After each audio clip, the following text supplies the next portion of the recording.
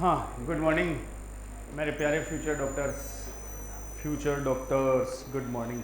आ जाओ बच्चों। तो सेल बायो वाला अपन ने एक यूनिट स्टार्ट कर रखी है।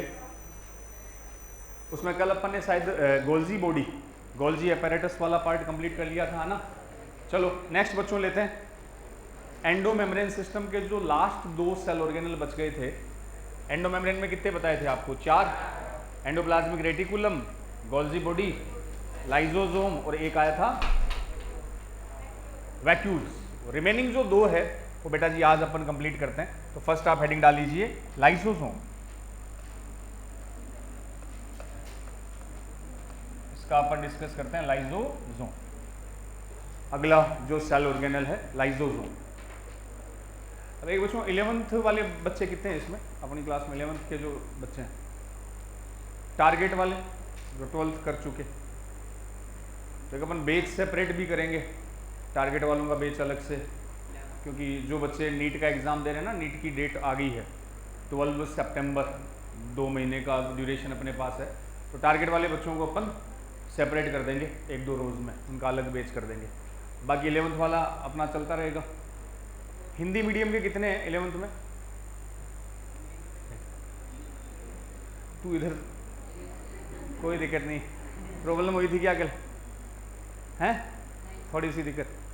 वैसे हिंदी में बोलते हैं तो साथ साथ लिख लिया कर दो। बाकी जब मेडिकल में जाओगे ना तो वहाँ केवल इंग्लिश चलेगी, तो इसका मतलब ये भी नहीं केवल इंग्लिश पढ़ें, साथ साथ बायो में जो टर्म होते हैं ना उनको बेटा जी ब्रैकेट में आप इंग्लिश में लिखा भी करो।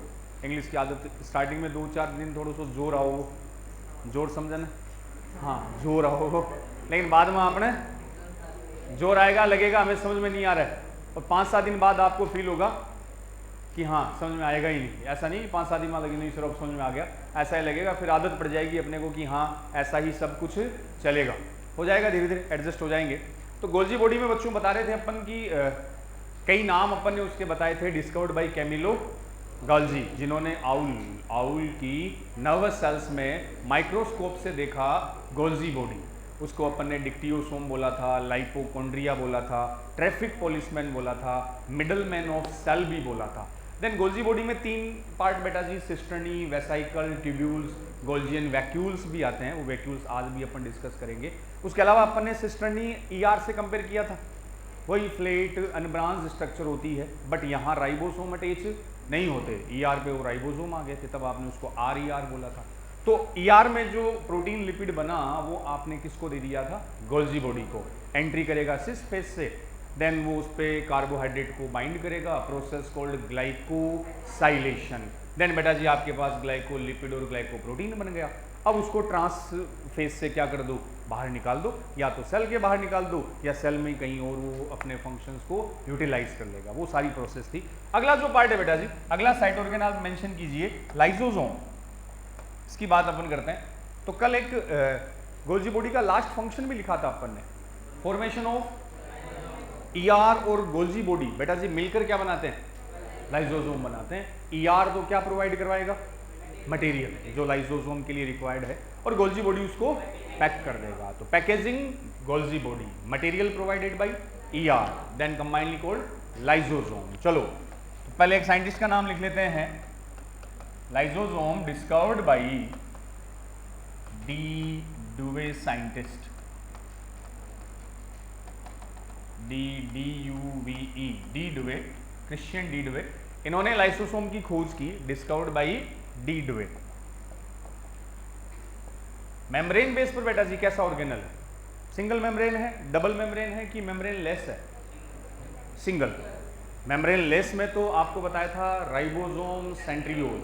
डबल मेम्ब्रेन में माइटोकॉन्ड्रिया, क्लोरोप्लास्ट। इनमें मेम्ब्रेन केवल एक, मतलब सिंगल मेम्ब्रेन होगी, स्ट्रक्चर में केवल एक ही मेम्ब्रेन। तो अगली लाइन ये लिख लेना, सिंगल मेम्ब्रेन बाउंड स्ट्रक्चर, एकल झिल्ली युक्त कोशिकांग। सिंगल मेम्ब्रेन बाउंड ऑर्गेनल्स, एकल झिल्ली युक्त कोशिकांग। तो लाइसोसोम में बेटा जी जो मेम्ब्रेन है वो एक ही होगी, single membrane bound cell organelle, एक ही मेम्ब्रेन, वो lysosome, discovered by de Duve. अगला बेटा जी अब देखो बनाने वाली बात तो करेंगे, पता अपने को यार गोल्जी बॉडी बनाता है। अब लाइसोसोम एक्चुअल में है क्या, क्या इसका मेन रोल है? तो एक सिंपली आप मैं पहले बता दूं बच्चों, लाइसोसोम जो है, लाइसोसोम जो होगा ना बेटा जी, इसमें स्पेसिफिक एंजाइम भरे रहते हैं। बस लाइसोसोम कुछ नहीं, डिफरेंट टाइप ऑफ इसमें आपको क्या मिलेंगे, एंजाइम। लाइसोसोम एक ऐसे मान लो स्फेरिकल बैग लाइक गोल संरचना है जिसमें क्या भरे हुए हैं, कौन से एंजाइम, हाइड्रोलाइटिक एंजाइम। एक वर्ड आता है बच्चों, जल अपघटनीय एंजाइम। अरे खाना खाते हो ना तो उस रोटी को पचाते कौन है, एंजाइम। और वो एंजाइम सारे के सारे बच्चों पानी की प्रेजेंस में एक्टिव होते हैं, पानी की प्रेजेंस में, then we called hydrolytic enzyme. तो जो लाइसोसोम है, सुनना, लाइसोसोम में इतना ही है, बस इसमें क्या भरे रहेंगे, डिफरेंट टाइप ऑफ एंजाइम, और वो एंजाइम क्या कहलाएंगे, हाइड्रोलाइटिक एंजाइम। हिंदी नाम आएगा जल अपघटनीय एंजाइम। क्यों? क्योंकि किसकी प्रेजेंस में, हाइड्रो माने वाटर, पानी की प्रेजेंस में लाइटिक, लाइटिक का मतलब तोड़ेंगे, तो पानी की प्रेजेंस में तोड़ते हैं, दैट्स कॉल्ड हाइड्रोलाइटिक एंजाइम। अरे सारे डाइजेशन वाले सारे एंजाइम बच्चों यही होते हैं। देख लो एग्जांपल, आप रोटी खाते हो तो सबसे पहले माउथ कैविटी में कौन आएगा, सलाइवा, लार। सलाइवा में 99% वाटर होता है, तो पानी की प्रेजेंस में एंजाइम क्या हुआ, एक्टिव। देन फूड चला गया आपके स्टमक, पेट में। पेट में भी बेटा जी जो जूस आता है उसमें भी मोर देन 90 या 99% के लमसम क्या होगा, पानी। तो जितने भी पचाने वाले एंजाइम है सब किसकी प्रेजेंस में एक्टिव होंगे, पानी की प्रेजेंस में, then it's called hydrolytic enzyme. वही एंजाइम किस में भरे रहेंगे, लाइसोसोम में। तो लाइसोसोम का काम, जब उसमें एंजाइम है तो इसका काम भी क्या होगा, डाइजेशन, किसी न किसी को डाइजेस्ट करना, पचाना। तो लाइसोसोम में अगली लाइन बेटा जी लिखोगे आप, spherical bag like structure, spherical bag like structure, थैलेनुमा संरचना, स्फेरिकल गोलीय गोलाकार थैलेनुमा संरचना, स्फेरिकल ऐसे गोलाकार स्ट्रक्चर होती है जो filled with different type of enzyme. तो स्फेरिकल बैग लाइक स्ट्रक्चर है बच्चों, spherical bag like structure. Next line, lysosome filled with approximate 50 different type of, lysosome filled with approximate 50 different types of hydrolytic enzymes, hydrolytic enzymes. एक important line आती है बच्चों, हिंदी में आप लिखोगे कि लाइसोसोम में लगभग 50, लाइसोसोम में लगभग 50 विभिन्न प्रकार के, लाइसोसोम में लगभग 50 विभिन्न प्रकार के जल अपघटनीय एंजाइम उपस्थित होते हैं। लाइसोसोम में लगभग 50 विभिन्न प्रकार के जल अपघटनीय एंजाइम उपस्थित होते हैं। तो मतलब लाइसोसोम बेटा जी एक बैग लाइक स्ट्रक्चर है जिसको हमने भर दिया किससे, एंजाइम से। लगभग 50 अलग अलग प्रकार के एंजाइम हैं और सारे के सारे कौन से हैं, हाइड्रोलाइटिक एंजाइम। तो लाइसोसोम लगभग 50 विभिन्न प्रकार के जल अपघटनीय एंजाइम से भरा रहता है। हाइड्रोलाइटिक का मतलब दिमाग में घुसा लेना रे, ऐसे एंजाइम जो पानी की प्रेजेंस में क्या होंगे, एक्टिव होंगे। इनके लिए एक नाम और दे सकते हो, जल अपघटनीय एंजाइम, ऑल्सो कॉल्ड हाइड्रोलेजेज, या इनको बेटा जी पाचक एंजाइम, डाइजेस्टिव एंजाइम भी कहा जाता है। तो 50 विभिन्न प्रकार के हाइड्रोलाइटिक एंजाइम से भरा रहता है। उन्हीं एंजाइम के लिए एक वर्ड और यूज करेंगे, हाइड्रोलेजेज, also called digestive enzyme. Digestion का काम करेंगे तो डाइजेस्टिव एंजाइम बोल दो। अब देख लो बच्चों, ये एज लिखा हुआ आया, आपको बता रखा है सफिक्स एज आए मतलब एंजाइम, किसकी presence, water, then it's called hydrolases. तो आपसे ये भी पूछ सकता है, एलिमेंट्री कैनाल के जितने भी डाइजेस्टिव एंजाइम है वो सारे के सारे हाइड्रोलेजेज होते हैं। उनकी कैटेगरी पूछे तो वो कैसे हैं, हाइड्रोलेजेज। पानी चाहिए, अब उसमें भी ध्यान रख लेना बच्चों, पानी चाहिए, पानी की प्रेजेंस में ही एक्टिव होंगे। लेकिन अपने को पता है खाना खाते टाइम पापा मम्मी बैठे हैं या दादा दादी है तो वो ये भी बोलते हैं बच्चों की खाना खाने से ठीक पहले और खाने के तुरंत बाद पानी नहीं पीना चाहिए। मना करते हैं कि भी रोटी खा रहे हो उससे पहले 1-2 गिलास पानी नहीं, या खाना खाते ही पानी मत पियो। क्यों? क्योंकि फूड प्रॉपरली डाइजेस्ट। तो एक तरफ तो हम ये बोल रहे हैं कि भाई जो एंजाइम है वो पानी की प्रेजेंस में एक्टिव होंगे क्योंकि ये सारे के सारे कैसे हैं, हाइड्रोलाइटिक। और एक तरफ हम ये कहते हैं कि खाने खाते टाइम पानी नहीं पीना चाहिए। तो बच्चों इसका लॉजिक ये है कि ये जो पानी की मैं बात कर रहा हूँ वो पहले से ही आपके पास है।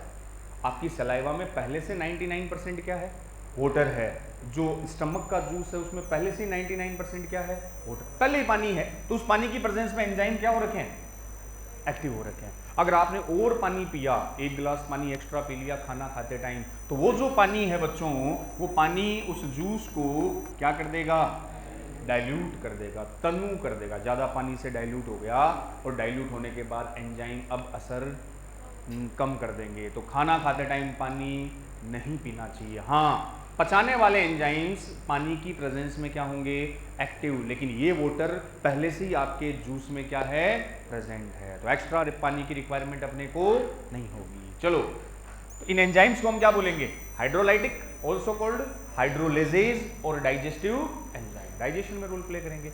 अब है कौन से मीडियम में एक्टिव होते हैं, तो अगली लाइन लिख लो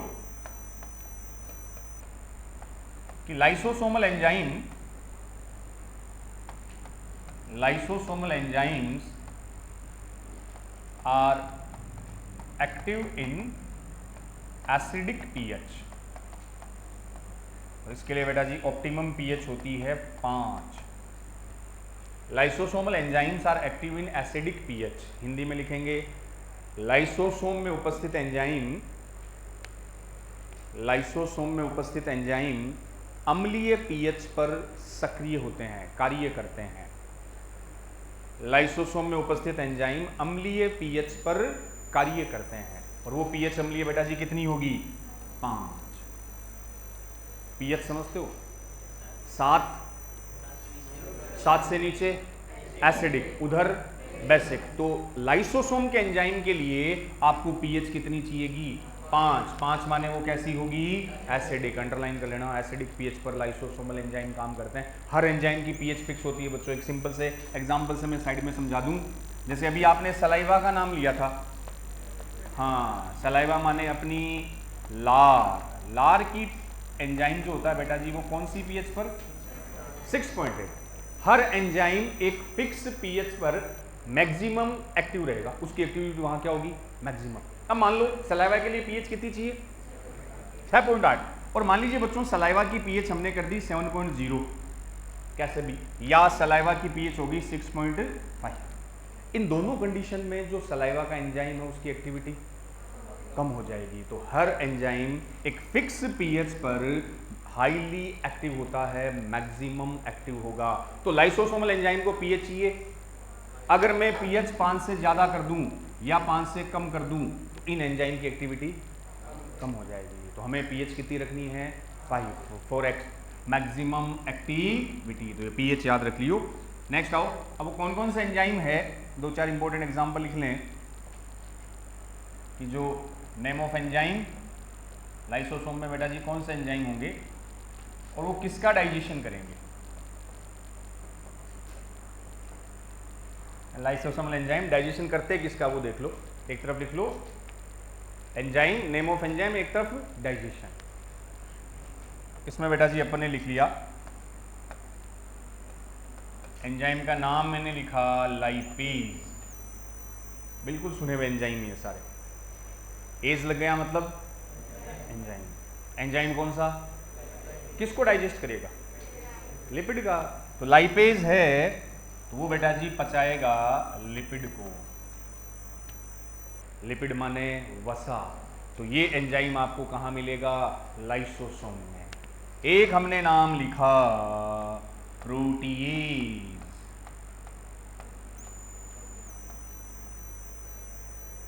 एज लग गया, एंजाइम है, किसको डाइजेस्ट करेगा, प्रोटीन को। तो बेटा जी जो प्रोटीएज है वो डाइजेशन करेंगे किसका, प्रोटीन का। तो ये एंजाइम आपको कहाँ मिल रहे हैं, लाइसोसोम में मिल रहे हैं। तीसरा मैंने लिखा कार्बोहाइड्रेट। अरे फूड में 3 मेजर कंपोनेंट होते हैं बालकों, प्रोटीन, फैट एंड, तो कार्बोहाइड्रेट है तो डाइजेशन करेगा किसका? कार्बोहाइड्रेट का। तो ये एंजाइम और ये जिसका वो पाचन करेंगे। मैंने लिखा न्यूक्लियेज। न्यूक्लियेज आया तो न्यूक्लिक एसिड कौन होते हैं? डीएनए और आरएनए क्या है? Nucleic acid. तो न्यूक्लियेज बेटा जी डाइजेस्ट करेगा किसको? न्यूक्लिक एसिड को। एक और अलग से एक वर्ड आता है बेटा जी, कैथेप्सिन। पुराना क्वेश्चन भी है, पूछा भी गया था, कैथेप्सिन किसको डाइजेस्ट करेगा? टेल। किसकी टेल? किसकी पूंछ? अपनी पूंछ। पूंछ होती है, चेक करो देखे, नहीं है सबके बच्चों। एक मेंढक, मेंढक देखा है? फ्रोग। अभी रेनी सीजन बारिश में खूब मेंढक घूमते हुए दिखेंगे। मेंढक की बच्चों जो लार्वल स्टेज होती है ना उसको बोलते हैं टेडपोल। लार्वा समझते हो क्या? इनिशियल स्टेज, हालांकि अपने में लार्वा नहीं होता, ह्यूमन में नहीं है। कुछ में क्या होता है बच्चों की, जो एग है अंडे से पहले एक बेटा जी मिड स्टेज आती है, इसको बोलते हैं लार्वल स्टेज। तो मेंढक में एक लार्वा होता है, उस लार्वा का नाम है टेडपोल। मेंढक का लार्वा क्या कहलाएगा? टेडपोल। मिल जाएंगे इस जगह गाय की खेड़ वगैरह हो ना, खेड़ समझो, खेड़ पानी पीती है गाय भैंसा जी में, या तालाब जहाँ पानी स्टोर हो रखा है। बरसात के दिनों में बच्चों मेंढक अंडे देता है, उस अंडे से पहले एक लार्वा निकलता है। वो लार्वा अपने को ऐसा लगता है जैसे मछली है, देखेंगे बिल्कुल पानी में किनारे पे तैरते हुए खूब सारे दिखेंगे अपने को। वो मछली नहीं होते एक्चुअली, वो फ्रॉग के क्या है? लार्वा, जिसके पास कौन है? पूंछ है। लेकिन जब इस टेडपोल से एडल्ट फ्रॉग बनेगा, वयस्क मेंढक बनेगा, तो उसमें पूंछ नहीं होगी, पूंछ हट जाएगी। हटाने का काम, पूंछ को डाइजेस्ट करने का काम कौन करेगा? कैथेप्सिन, जो एंजाइम किसके अंदर है? लाइसोसोम। और ये किसका डाइजेशन करेगा? Tail of tadpole larva. तो लार्वा की टेल को डाइजेस्ट करेगा, और ये लार्वा किसका है? फ्रॉग का, मेंढक का। तो some important enzymes of lysosome, और वो किस पर एक्ट करते हैं उसकी बात अपने की। एंजाइम लाइपेज जो एक्ट करेगा, लिपिड को डाइजेस्ट करेगा। प्रोटीएज बच्चों प्रोटीन को करेगा। कार्बोहाइड्रेज कार्बोहाइड्रेट को करेगा। न्यूक्लियेज न्यूक्लिक एसिड को। और कैथेप्सिन एक नया नाम जो टेडपोल लार्वा की पूंछ को डाइजेस्ट करता है। टेडपोल लार्वा किसका? फ्रॉग का, उसे डाइजेस्ट कर देगा। नेक्स्ट आओ देखे, स्ट्रक्चर में अपन चल रहे हैं। लाइसोसोम का बच्चों जो डायमीटर है, डायमीटर ऑफ लाइसोसोम वो आपके बता रखा है 0.1 to 0.8 माइक्रोमीटर। साइज डायमीटर वैसे जनरली पूछे नहीं जाते, ये डायमीटर वो लिखवा दिया मैंने। Diameter 0.1 to 0.8। हाँ कुछ जगह इसमें लिख लियो, कंपैरेटिवली जो फैगोसाइटिक सेल्स है, अगली लाइन में लिखना, phagocytic cells have larger lysosome, have large size lysosome. Line बेटा जी एड करना कि बक्षकाण्विक कोशिकाओं में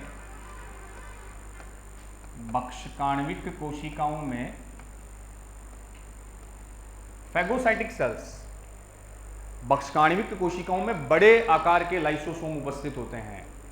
phagocytic cells have large size of lysosome, larger size of lysosome. देखो ये लाइन क्या कहती है अपने को, डायमीटर बच्चों इंपॉर्टेंस नहीं रखता, मेन ये लाइन इंपॉर्टेंट है कि भाई जो लाइसोसोम की साइज है ठीक है, लेकिन जो फैगोसाइटिक सेल है उनमें लाइसोसोम की साइज नॉर्मल सेल के कंपेयर बड़ी होगी। अब ये फैगोसाइटिक सेल्स कौन सी होती है? बक्षकाण्विक कोशिकाएं आप किसको कहते हो? नाम से क्या समझ रहे हो?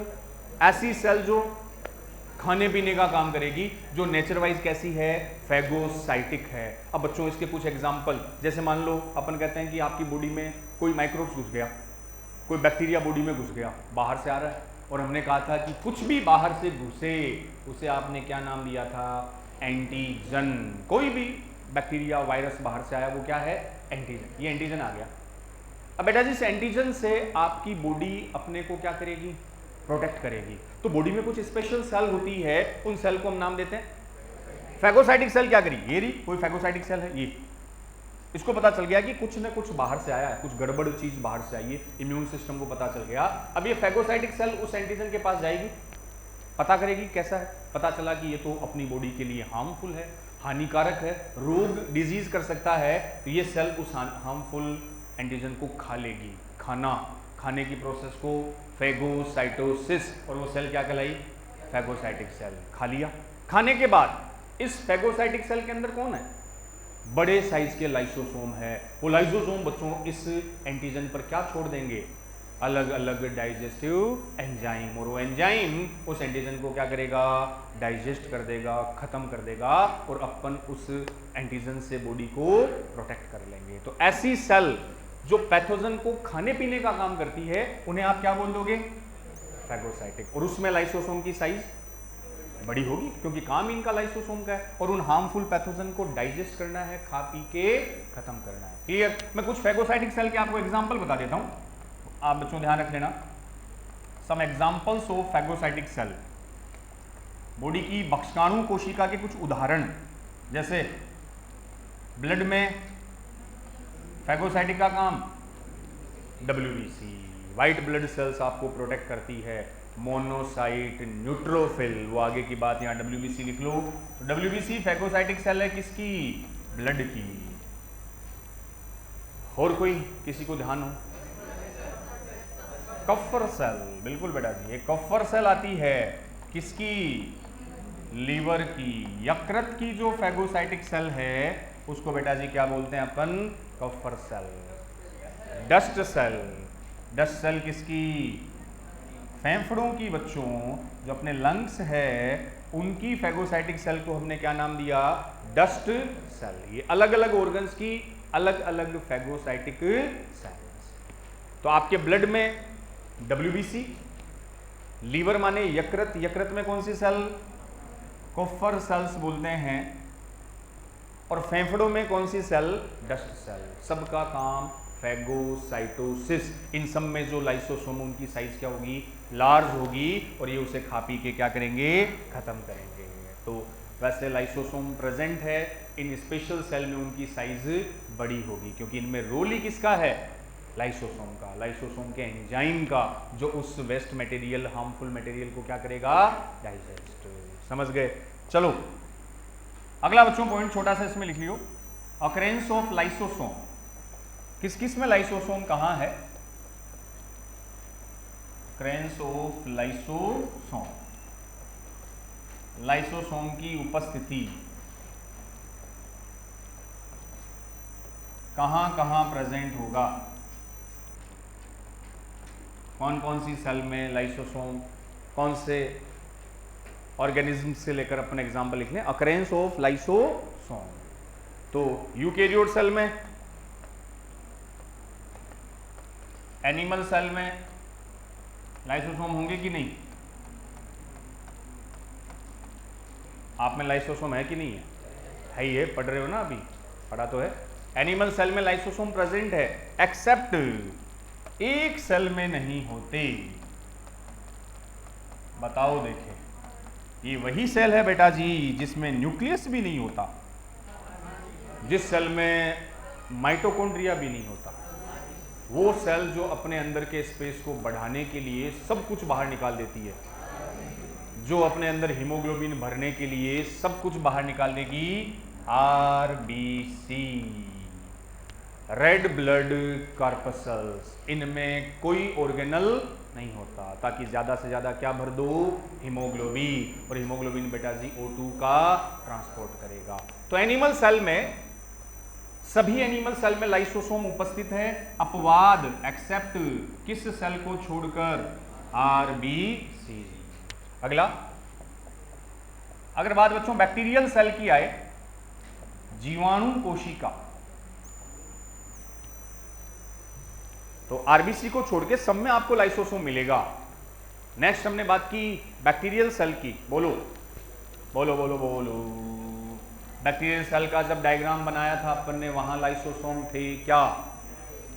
बैक्टीरियल सेल में लाइसोसोम बच्चों नहीं बताया था। देखो बैक्टीरियल सेल में लाइसोसोम का काम कौन करता है, यहां एक वर्ड बेटा जी लिखोगे, पेरीप्लाज्मिक स्पेस।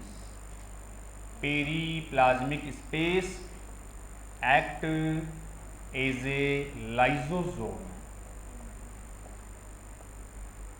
जीवाणु कोशिका में पेरीप्लाज्मिक अवकाश लाइसोसोम की तरह कार्य करता है। क्या है स्पेस, लिखो पहले।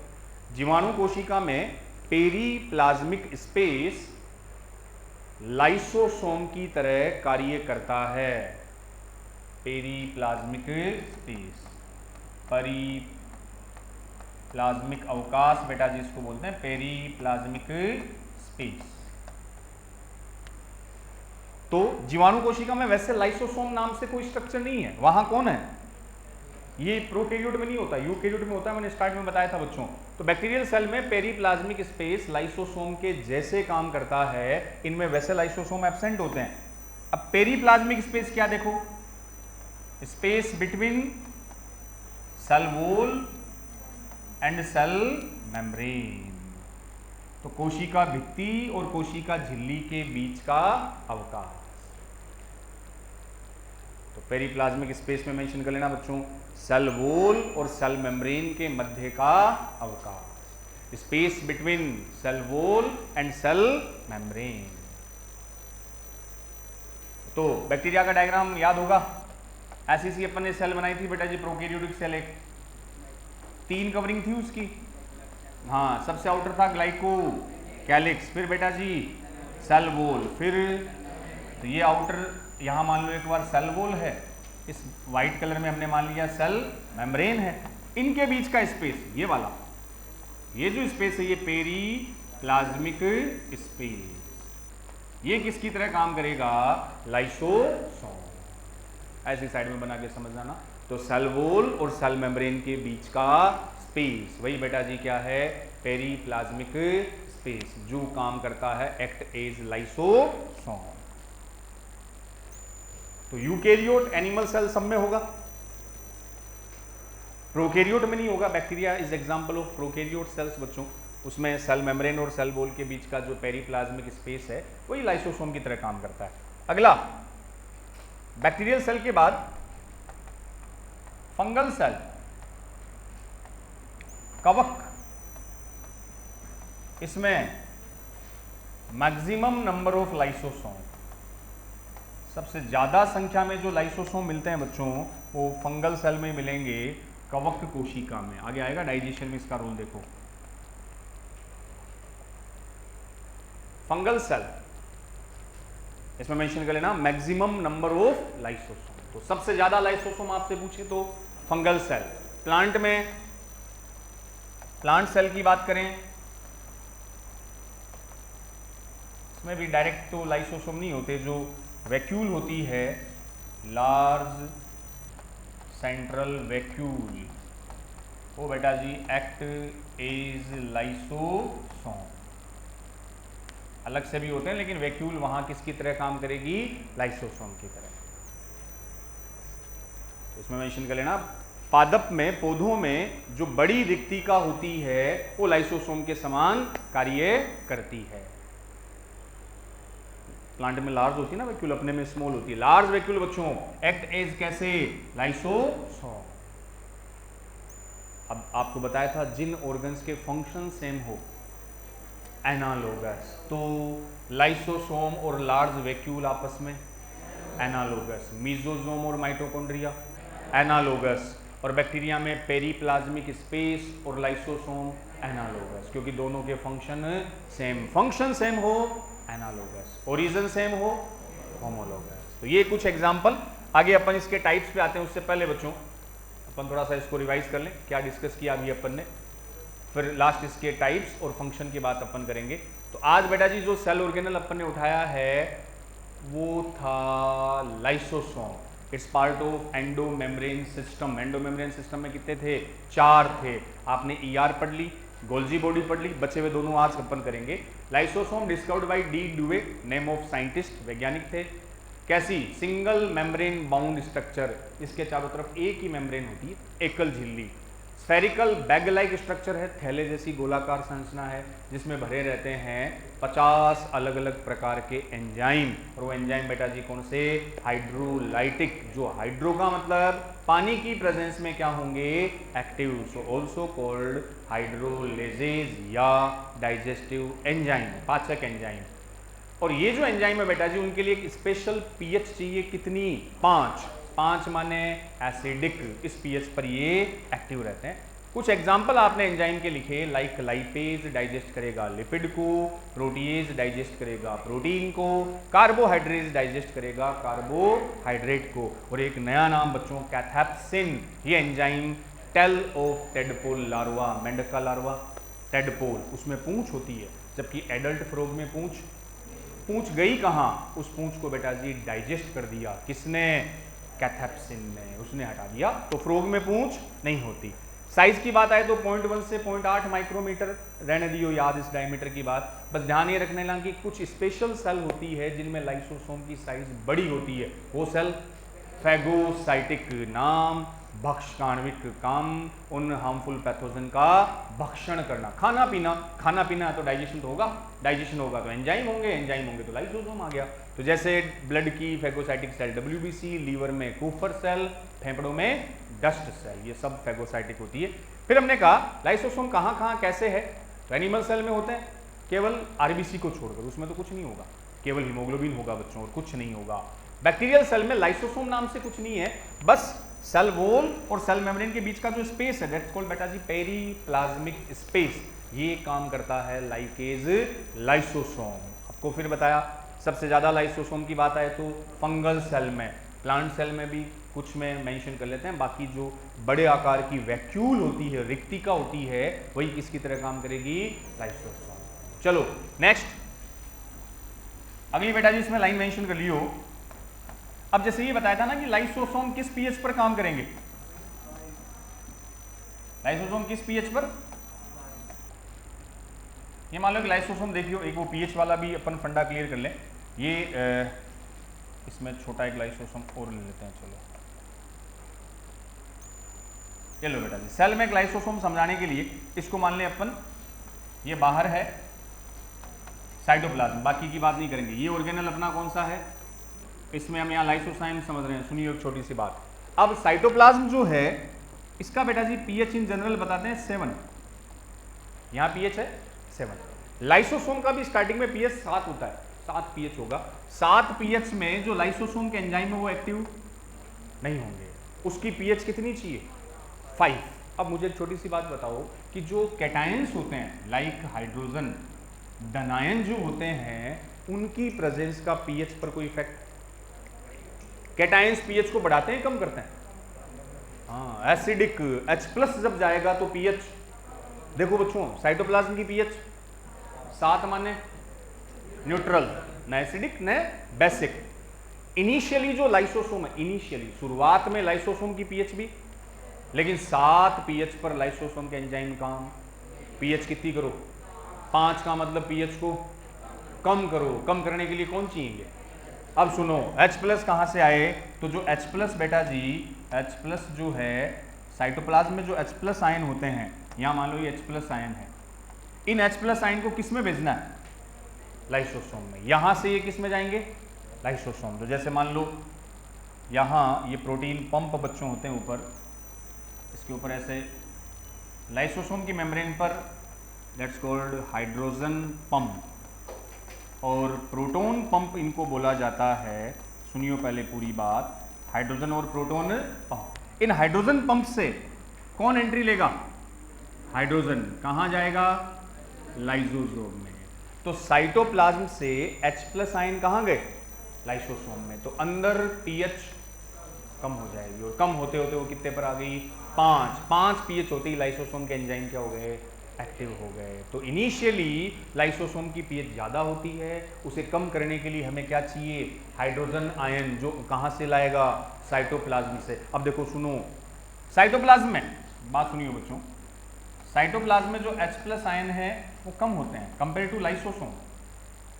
यहाँ H+ कम है, तो हमने H+ को यहाँ कम है, यहाँ ज़्यादा है, फिर भी साइटोप्लाज्म से और H+ अपने को किस में भेजने, लाइसोसोम। तो आपने पढ़ा है जब ट्रांसपोर्टेशन लो टू हाई होता है एक्टिव, तो क्या देनी पड़ेगी, एनर्जी। तो जब हाइड्रोजन आयन साइटोप्लाज्म से लाइसोसोम में जाएगा तो ये बेटा जी पंप कैसा है, एक्टिव ट्रांसपोर्ट करेगा, active transport of H+ ion.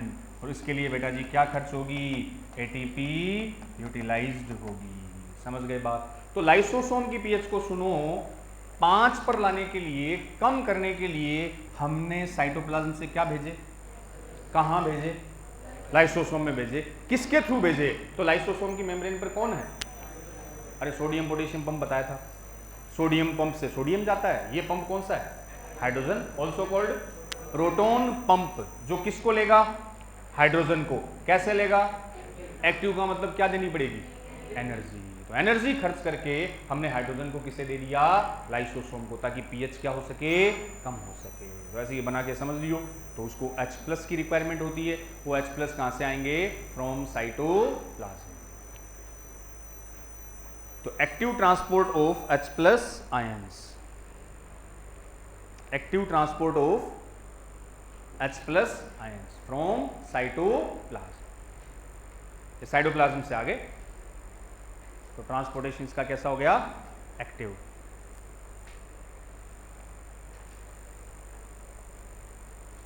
H+ ions का ये लो, एक्टिव ट्रांसपोर्टेशन होता है सक्रिय परिवहन। और सक्रिय परिवहन जब होगा बेटा जी, तो पीछे आपने पढ़ा था उसमें ATP क्या होगी, खर्च होगी, यूटिलाइज्ड होगी, ऊर्जा आपको देनी पड़ेगी, तब जाके ट्रांसपोर्टेशन होगा। तो H+ ion from cytoplasm to lysosome, इसलिए मूव करेंगे ताकि लाइसोसोम की पीएच को कितना बना सको, 5। और कैटायन जो होते हैं, साइड में मेंशन भी कर लिखना बच्चों, H+ आयन जो होंगे वो पीएच को क्या करेंगे, कम करेंगे। मतलब H+ आयन से मीडियम कैसा बनेगा, एसिडिक बनेगा। तो साइटोप्लाज्म से H+ आयन कहाँ गए, लाइसोसोम, और उन्होंने वहां की पीएच को कम कर दिया। जिसके थ्रू जाएंगे वो प्रोटॉन पंप कहलाएगा, और आपको वहां क्या देनी पड़ेगी, ATP। एनर्जी खर्च हो रही है, मतलब एक्टिव। बिना एनर्जी के आपको कौन सा बताया था, पैसिव। क्लियर। चलो अगला पॉइंट लिख लो बच्चों, टाइप्स ऑफ लाइसोसोम, फिर अपन फंक्शन की बात करेंगे। लाइसोसोम में नेक्स्ट हेडिंग डाल दो, टाइप्स ऑफ लाइसोसोम। अलग अलग टाइप्स की बात करेंगे यहां, टाइप्स ऑफ लाइसोसोम। तो बेटा जी पहले मैं डायग्रामेटिकली पूरी प्रोसेस ही समझ लेते हैं। टाइप्स ऑफ लाइसोसोम, कितने प्रकार के लाइसोसोम आपको सेल में मिलेंगे, लाइसोसोम के प्रकार देखो कितने प्रकार के हैं,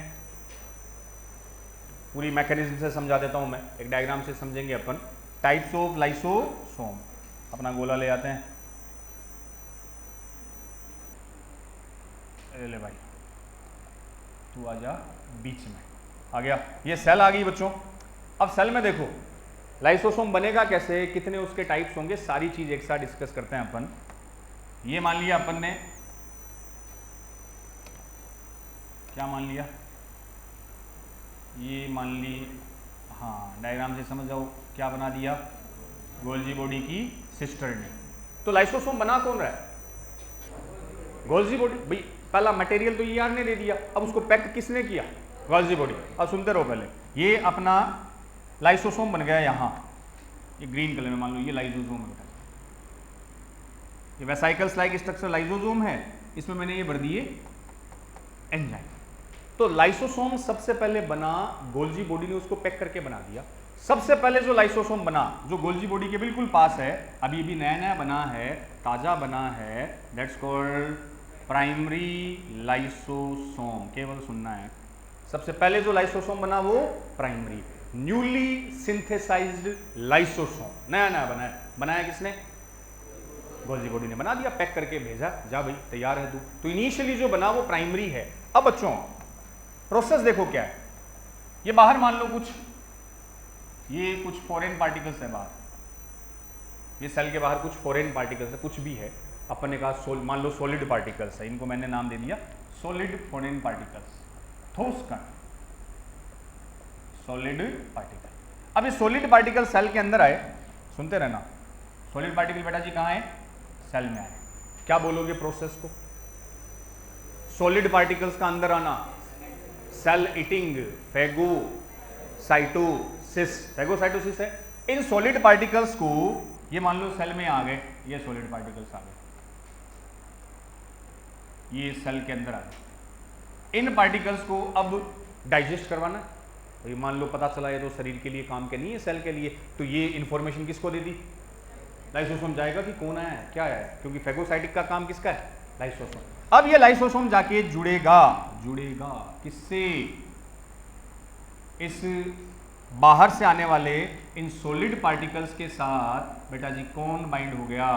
अपना लाइसोसोम। इसने उसको ढूंढ लिया और उसको पकड़ लिया, ये लाइसोसोम के एंजाइम। क्लियर?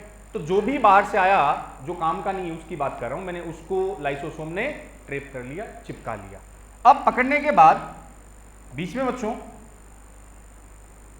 ये पकड़ने के बाद दोनों के बीच में स्पेस बना, इसी स्पेस से दोनों कनेक्ट हो गए। अब लाइसोसोम के जो एंजाइम है, ये वाले, ये एंजाइम कहां गए? इसके अंदर चले गए, और वहां जाके उसने क्या स्टार्ट कर दिया? डाइजेशन, तोड़ा फोड़ी सब चालू हो गई, और उस हार्मफुल या जो भी था उसको डाइजेस्ट कर दिया। थर्ड जो स्टेज है, तीसरी स्टेज, अब जो डाइजेशन हुआ, अब डाइजेशन के बाद बच्चों जो काम की चीजें बनी, उन काम की चीजों को तो आपकी सेल ने वहां से क्या कर लिया? एब्जॉर्ब कर लिया। सुनते रहो, जो बेनिफिट की चीजें थी वो तो वहां से क्या हो गई? एब्जॉर्ब। और जो वेस्ट मटेरियल बचा, फालतू की मटेरियल जो बच गया, उसे आगे ट्रांसफर कर दिया। थर्ड स्ट्रक्चर आ गई, उसमें केवल क्या गए? मान लो बेटा जी ये वेस्ट मटेरियल आ गए, ये टर्शियरी लाइसोसोम। अब सुनना पूरी बात, फिर बनाइयो आप। ये है अपनी गोल्जी बॉडी। तो सबसे पहला जो लाइसोसोम है वो किससे बना है? गोल्जी बॉडी से। Newly synthesised lysosome, that's called primary lysosome. पहले बनता है प्राइमरी, बाहर से कुछ भी आया, सॉलिड पार्टिकल एंटर कर गए, प्रोसेस को आपने नाम दे दिया फैगोसाइटोसिस, और ये वाली स्ट्रक्चर थी फैगोसोम, पीछे बता रखा है मैंने, और अगर लिक्विड हो तो पिनोसोम, ये सॉलिड है। अब आपका प्राइमरी लाइसोसोम किससे जुड़ा? इस फैगोसोम से जुड़ा। जुड़ते ही अब लाइसोसोम ने उसके अंदर क्या छोड़ दिए? एंजाइम। एंजाइम ने उस पार्ट को डाइजेस्ट करना स्टार्ट कर दिया। डाइजेस्ट के बाद जो भी काम की चीजें थी उसको बेटा जी सेल ने एब्जॉर्ब कर लिया, और जो फालतू का वेस्ट मटेरियल था तो यहां आ गया। इस वेस्ट मटेरियल को क्या करना है? सेल में रखना है कि बाहर निकाल दो? बाहर निकाल दो। इस वेस्ट मटेरियल को हमने सेल के बाहर निकाल दिया। बाहर निकालने की प्रोसेस एक्सोसाइटोसिस। एक्सो का मतलब बाहर, किसके? सेल के। ये जो स्ट्रक्चर थी बच्चों, इसे नाम दिया सेकेंडरी लाइसोसोम। और फाइनली जिसमें वेस्ट प्रोडक्ट भरा हुआ है, ये स्ट्रक्चर कहलाई टर्शियरी लाइसोसोम। कितने टाइप के लाइसोसोम पढ़ लिए? 3। फिर से सुनो, सबसे पहले जो लाइसोसोम बना वो बेटा जी कौन सा है? प्राइमरी लाइसोसोम, प्राथमिक लाइसोसोम। फिर प्राइमरी लाइसोसोम किससे जुड़ा है? फैगोसोम। कौन? जो बाहर से आया, सॉलिड, उससे जुड़कर phagosome plus primary lysosome combinedly called secondary lysosome. अब काम की चीजें एब्जॉर्ब हो गई, वेस्ट मटेरियल वाली जो स्ट्रक्चर है दैट्स कॉल्ड टर्शियरी लाइसोसोम। अब ये कोई काम की नहीं है तो उसको सेल के बाहर निकाल दो, प्रोसेस कॉल्ड एक्सोसाइटोसिस। तो बनाओ फिर तीनों लाइसोसोम को मैं लिख के बता देता हूं। प्राइमरी कौन सा है, सेकेंडरी कौन सा है, टर्शियरी कौन सा है। सबसे पहले बना प्राइमरी, फिर सेकेंडरी, फाइनली टर्शियरी। प्राथमिक लाइसोसोम, द्वितीयक लाइसोसोम, तृतीयक लाइसोसोम।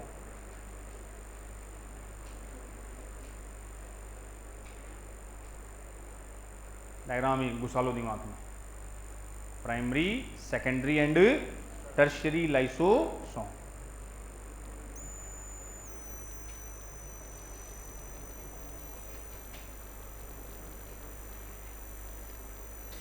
गोल्जी बॉडी से बना है।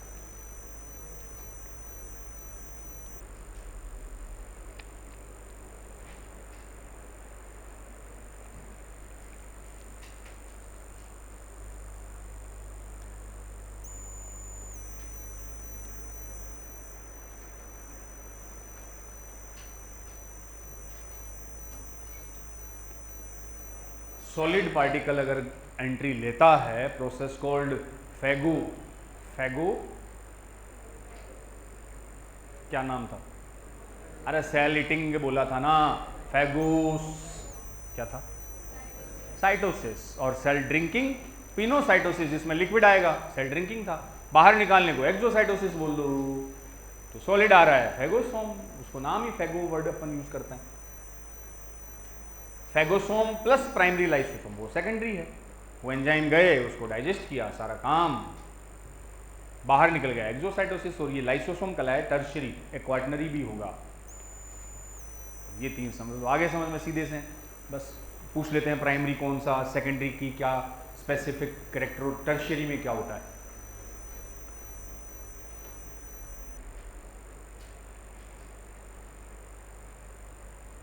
एक्सोसाइटोसिस, हिंदी में बालकों इसको बोलते हैं बहिर्कोशिका लयन, बड़ा ही प्यारा वर्ड, बहिर्कोशिका लयन। कोशिका के क्या करना, बाहर निकालना।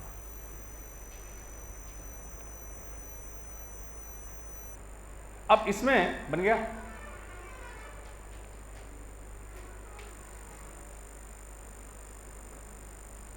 फैगोसोम,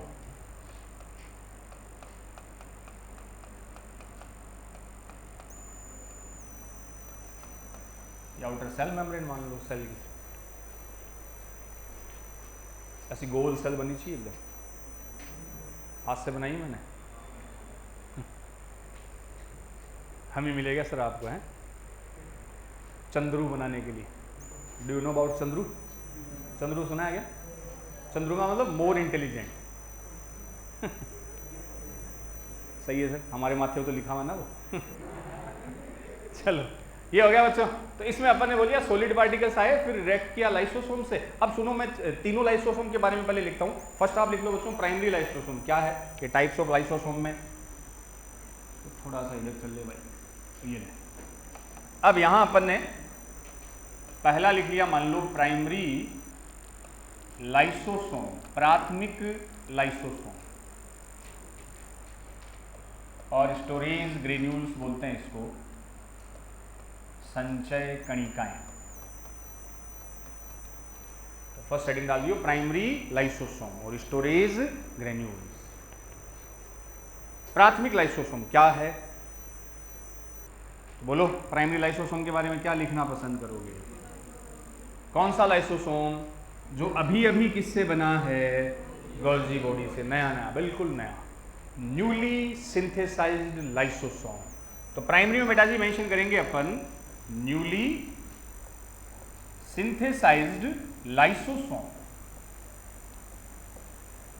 नया संश्लेषित लाइसोसोम, अभी अभी जो बना है गोल्जी बॉडी से, नया संश्लेषित लाइसोसोम, रिसेंट में बन के अलग ही हुआ है। गोल्जियन वैक्यूल से बच्चों ये बनता है। दूसरा, इसमें जो एंजाइम होंगे, छोटी सी चीज ये भी समझना बच्चों, फिल्ड विद, अब लाइसोसोम में एंजाइम है, स्टार्ट में जो एंजाइम होते हैं ना बच्चों, वो इनएक्टिव फॉर्म में होते हैं, फिल्ड विद इनएक्टिव एंजाइम, निष्क्रिय एंजाइम से भरा रहता है। इस चीज को अपन समझेंगे, लिखो पहले आप। प्राइमरी लाइसोसोम की दो बातें मैंने आपको बता दी, न्यूली सिंथेसाइज्ड है, अभी अभी बना है, नया संश्लेषित है, जो निष्क्रिय एंजाइम से भरा रहता है। निष्क्रिय मैंने क्यों लिखा? निष्क्रिय का मतलब बेटा जी, उन एंजाइम को एक्टिव होने के लिए कितनी पीएच चाहिए? 5। स्टार्ट में जो लाइसोसोम बनता है शुरू में जो बना इस लाइसोसोम में बेटा जी पीएच मिली 7। स्टार्ट में जो बना वहां पीएच कितनी थी 7। तो 7 पीएच पर लाइसोसोम के एंजाइम एक्टिव नहीं होंगे। तो ये जो प्राइमरी लाइसोसोम है इसमें एंजाइम तो है लेकिन वो इनएक्टिव है, वो उसके लिए ऑप्टिमम पीएच वहां नहीं है। तो लिख लो हिंदी में, निष्क्रिय एंजाइम से भरा रहता है। निष्क्रिय एंजाइम क्यों? क्योंकि पीएच वहां 7 है। अब देखो दूसरा सेकेंडरी लाइसोसोम, ये रहा। सेकेंडरी कब बोलोगे? जब प्राइमरी लाइसोसोम के साथ कौन जुड़ जाएगा? फैगोसोम। अब बच्चों जुड़ तो गया लेकिन एंजाइम कैसे है? इनएक्टिव है, तो उसका डाइजेशन नहीं होगा। एंजाइम को क्या करो? एक्टिव करने का तरीका भी आपको बताया था। तरीका ये कि इस लाइसोसोम में क्या डालो? H+ भेजो। तो सेकेंडरी लाइसोसोम के अंदर कौन जाएंगे? H+। और बेटा जी जब साइटोप्लाज्म से H+ जाएगा तो अंदर पीएच हो जाएगी 5 पीएच पर लाइसोसोम के एंजाइम एक्टिव होते ही उन सॉलिड पार्टिकल्स का क्या स्टार्ट कर देंगे? डाइजेशन।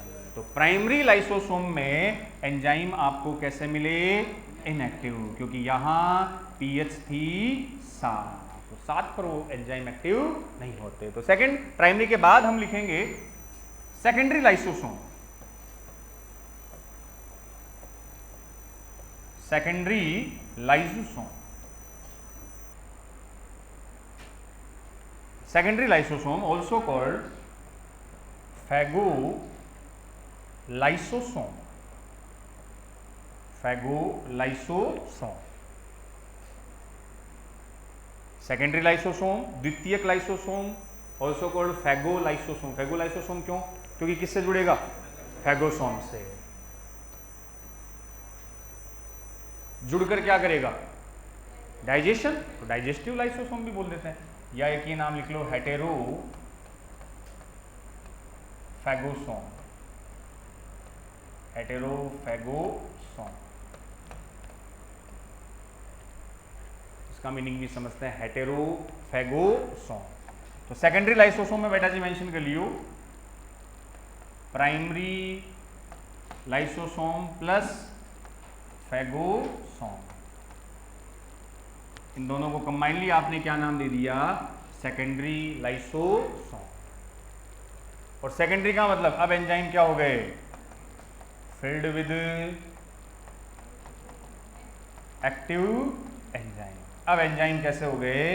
एक्टिव। क्यों? क्योंकि अब बेटा जी पीएच वहां कितनी कर ली अपन ने? 5 कर ली। तो सेकेंडरी लाइसोसोम को नाम दिया फैगोलाइसोसोम। इसी को बोला गया हेटेरोफैगोसोम। ये हेटेरो वाला वर्ड अभी समझते हैं अपन क्या है। तो उस डायग्राम से क्लियर है, अपने ऊपर देख लो। प्राइमरी लाइसोसोम के साथ आपने किसको जोड़ा है? फैगोसोम को। तो इसलिए क्या नाम दिया? फैगो। बस लाइसोसोम के साथ कौन? फैगोसोम। अब ये दिमाग में ले आना कि भाई प्राइमरी लाइसोसोम ही तो है सर, प्राइमरी में तो आपने इनएक्टिव एंजाइम बताए थे, यहाँ एक्टिव क्यों लिख दिए? हो गए एक्टिव। पीएच कितनी होगी? साथ में कौन गए? हाइड्रोजन। पीएच 5 हुई है, तभी तो ये एंजाइम उस सॉलिड पार्टिकल को क्या करेंगे? डाइजेस्ट करेंगे। बाद भेजे में घुसी। तो प्राइमरी लाइसोसोम प्लस फैगोसोम क्या कहलाएगा? Secondary lysosome. इस वर्ड का मतलब समझ गए? Phagosome plus. इसका मतलब देखो बच्चों, हेटेरोफैगोसोम क्यों बोला? फिर आता हूं डायग्राम पे। 2 वर्ड आते हैं, हेटेरो और ओटो। ओटो का मतलब स्व होता है ना, स्वपोषी और विषमपोषी। ऑटोट्रोपिक, हेटेरोट्रोपिक। आप क्या हो? जो अपना खाना खुद बनाए, जो अपना न्यूट्रिशन खुद बनाए, वो ऑटोट्रोपिक। और जो दूसरे पर डिपेंड रहे, हेटेरोट्रोपिक। स्वपोषी, विषमपोषी। स्व का मतलब स्वयं। प्लांट ऑटोट्रोपिक, खाना खुद बनाते हैं। किससे? फोटोसिंथेसिस। अपन अपनी मम्मी खाना खुद बनाती है कि आप बना के देते हो? मम्मी खाना प्लांट से खुद बनाती है, तो ऑटो नहीं, वो भी हेटेरो है। हम प्लांट से लेते हैं बच्चों, प्लांट के प्रोडक्ट को आप यूज करते हो तो कैसे हुए? हेटेरो। जो फोटोसिंथेसिस से खुद बनाए वो ऑटो। खुद ऑटो, दूसरे पे डिपेंड रहेगा हेटेरो। अब इस डायग्राम से समझो, लाइसोसोम ने जिस सॉलिड मटेरियल या जिसको भी डाइजेस्ट किया है, क्या वो सेल का प्रोडक्ट है या बाहर से आया? बाहर से आया। बाहर से आया है, सो इट्स कॉल्ड हेटेरोफैगोसोम। अगर सेल के किसी प्रोडक्ट को डाइजेस्ट करता, सेल के अंदर के किसी पार्ट को डाइजेस्ट करता, देन इट्स कॉल्ड ऑटोफैगोसोम। तो ये बाहर से आया है, देन इट्स कॉल्ड हेटेरो। तो ये हेटेरो है बच्चों। हेटेरो का मीनिंग यहां अपन समझ लेंगे, अभी मैं ऑटो वाला भी एक डायग्राम से बता दूंगा। हेटेरोफैगोसोम का मतलब digest foreign particle,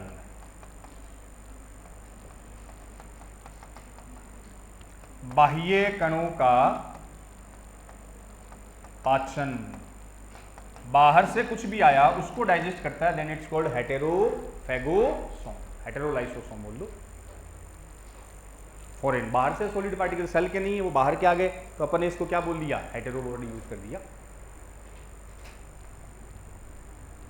digest foreign particles, बाह्य कणों का बाहर से प्रवेशित करने वाले पार्टिकल्स का पाचन।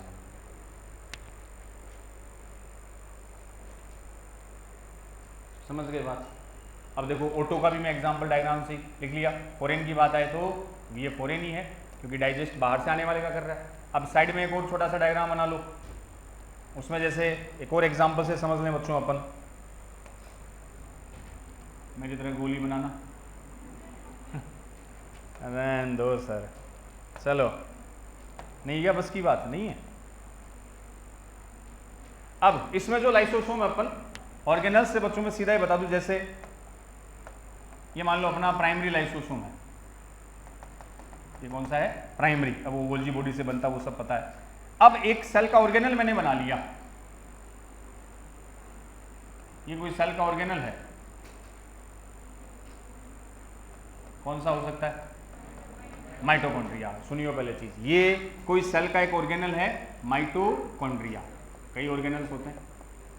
अब बच्चों हर ऑर्गेनल्स की जो लाइफ स्पान है, जीवन काल, वो फिक्स होता है, उतने दिन जिएगा, उसके बाद ऑर्गेनल्स खत्म। तो माइटोकॉन्ड्रिया पुराना हो गया, बूढ़ा, बूढ़े की कोई रेस्पेक्ट तो है नहीं, बेचारा क्या करे, कुछ काम भी नहीं आ रहा, इससे प्रॉपर एटीपी एनर्जी भी नहीं बन रही। ये माइटोकॉन्ड्रिया धीरे धीरे सेल में पुराना हो गया। अब सेल को इसकी रिक्वायरमेंट जरूरत नहीं है, तो सेल वही है जो तक काम आएगा। गाय जब तक दूध देवेगी जब तक तो रखांगा, दूध नहीं दे तो आपका दोबारा काटांगा। होता ना, कोई इज्जत नहीं, पहले तो दूध देती है तब तो गुड़ खड़ खिलाओ, दूध नहीं दे तो बारह छोड़ दिया, घूम जो मिल रहा वो खा। तो जब तक माइटोकॉन्ड्रिया एनर्जी दे रहा था तब तक तो सेल में उसकी रेस्पेक्ट थी, उसको पावर हाउस बोला था, तो पावर हाउस है, हमें एटीपी दे रहा है। अब बेचारे ने एटीपी बनाने क्या कर दिए, दिन लद गए बेचारे के। अब सेल को जरूरत नहीं है, सेल धीरे से किसको बोलेगी, लाइसोसोम को होगी, जा तुझे तेरा शिकार मिल गया है। लाइसोसोम अच्छा माइटोकॉन्ड्रिया की तरफ पुराना हो गया, अब लाइसोसोम जाएगा धीरे धीरे इससे बातचीत करते हुए, और माइटोकॉन्ड्रिया क्या हाल है, कैसा है, राजी है, कैसे है, बातों में लगाएगा। माइटोकॉन्ड्रिया बेचारा बातों में आ गया। जैसे ही बातों में आएगा, अब लाइसोसोम उसे अपना रूप दिखाएगा। रूप ऐसे दिखाएगा, उस माइटोकॉन्ड्रिया के साथ कौन चिपक जाएगा, लाइसोसोम उससे फ्यूज हो जाएगा। ये लो, फ्यूज होने के बाद अब बच्चों जो लाइसोसोम के एंजाइम है, वो एंजाइम उस माइटोकॉन्ड्रिया को ही क्या कर देंगे, डाइजेस्ट कर देंगे। बस डाइजेस्ट के बाद कोई अगर उसमें काम का कुछ थोड़ा बहुत बच भी गया हो, वो उसे सेल एब्जॉर्ब कर लेगी, और बचा हुआ जो पार्ट है, जो वेस्ट प्रोडक्ट से भरा हुआ है, उसे सेल के बाहर निकाल लेंगे। तो इससे पहले वाले डायग्राम में आपने पढ़ा किस पार्टिकल्स को डाइजेस्ट किया जा रहा था, जो सेल के बाहर से आ रहे थे, हेटेरो। अब सेल के अंदर का ही कोई ऑर्गेनल है जिसको लाइसोसोम ने क्या कर दिया, डाइजेस्ट, दैट्स कॉल्ड ऑटोफैगोसोम। तो ऑटो का मतलब खुद का, बाहर से आए तो हेटेरो, समझ गए। तो ऑटोफैगोसोम, ये डायग्राम ऑटोफैगोसोम को इंक्लूड कर रहा है, ऑटोफैगोसोम। वो भी अपन लिख लेते हैं, जैसे ये कोई माइटोकॉन्ड्रिया ओल्ड है या इनएक्टिव है, मतलब काम का नहीं है, तो उसके साथ ये कौन बाइंड हो गया, प्राइमरी लाइसोसोम। ये जो स्ट्रक्चर बनी है बेटा जी, सेकेंडरी लाइसोसोम को यहाँ बोल दिया जाएगा ऑटोफैगोसोम, और ये वही आ गया टर्शियरी लाइसोसोम। और इसे बाहर निकालने की प्रोसेस वही कहलाएगी एक्सोसाइटोसिस। बाकी वही बस समझाने के लिए, खुद का प्रोडक्ट तो O2, बाहर का कोई प्रोडक्ट पार्टिकल्स को डाइजेस्ट किया जाए तो हेटेरो। तो अपन एक सेल का ही कोई माइटोकॉन्ड्रिया एग्जांपल ले, कोई भी ले सकते हो सेल ऑर्गेनल्स बच्चों, पुराना हो गया, इनएक्टिव हो गया, किसी काम का नहीं रहा, तो उस पे भी अटैक कौन करेंगे? लाइसोसोम। तो वो जो टाइप्स है उसमें अपन इसको डिस्कस कर लेंगे। वही प्राइमरी लाइसोसोम इनएक्टिव बन जाएंगे, बस ये सॉलिड की जगह सेम वही प्रोसेस आगे की, तो वही सेकेंडरी लाइसोसोम, टर्शियरी, और उसको बाहर निकालना एक्सोसाइटोसिस। बस सेम की बात आ रही है तो बेटा जी हम ऑटो वर्ड यूज करेंगे, नहीं तो आप क्या बोल दोगे? हेटेरो।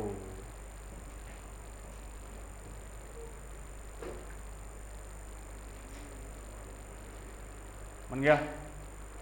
बन गया क्या? वही तो है, उसमें बनाना क्या है? वो 2 वर्ड सुनने हैं, बस बना लियो आराम से ठाले बैठे। अब इसमें मैं टाइप्स बच्चों बता रहा था, बाकी सेम ही चीज है। टाइप देखो, ये पहला एक टाइप हो गया था, कौन सा लाइसोसोम? Primary first. सेकंड कौन सा आ गया? अब सेकेंडरी आप 2 टाइप के बता सकते हो, एक तो वो जिसमें बाहर से आ रहा है तो हेटेरो, और यही सेकेंडरी बेटा जी कैसा बता सकते हो? हाँ, इसको ऑटोफैगोसोम वर्ड भी इसके लिए यूज कर सकते हैं, ऑटोफैगोसोम। और ऑटोफैगोसोम कब यूज करोगे? जब किसको डाइजेस्ट करेगा? ऑल्ड और इनएक्टिव सेल ऑर्गेनल्स को। किसी पुराने निष्क्रिय कोशिकाओं को अगर पचा दे, देन इट्स कॉल्ड ऑटोफैगोसोम। वो सेल के अंदर का ही मटेरियल होगा, और हेटेरो का मतलब सेल के बाहर का। ऑटोफैगोसोम। तो सेकेंडरी लाइसोसोम कितने टाइप के हो गए? 2 टाइप के, सेल के अंदर का ऑटो, सेल के बाहर का हेटेरो। तो डाइजेस्ट ओल्ड और इनएक्टिव सेल ऑर्गेनल्स। तीसरा लास्ट बेटा जी टर्शियरी लाइसोसोम, तृतीयक टर्शियरी लाइसोसोम या टीलोलाइसोसोम, ऑल्सो कॉल्ड रेजिडुअल बॉडी, अवशेषी या अवशिष्ट काय।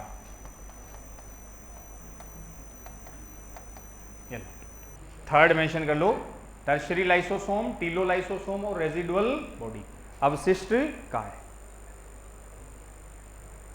टर्शियरी लाइसोसोम, तृतीयक लाइसोसोम, टीलोलाइसोसोम या रेजिडुअल क्यों कहा है?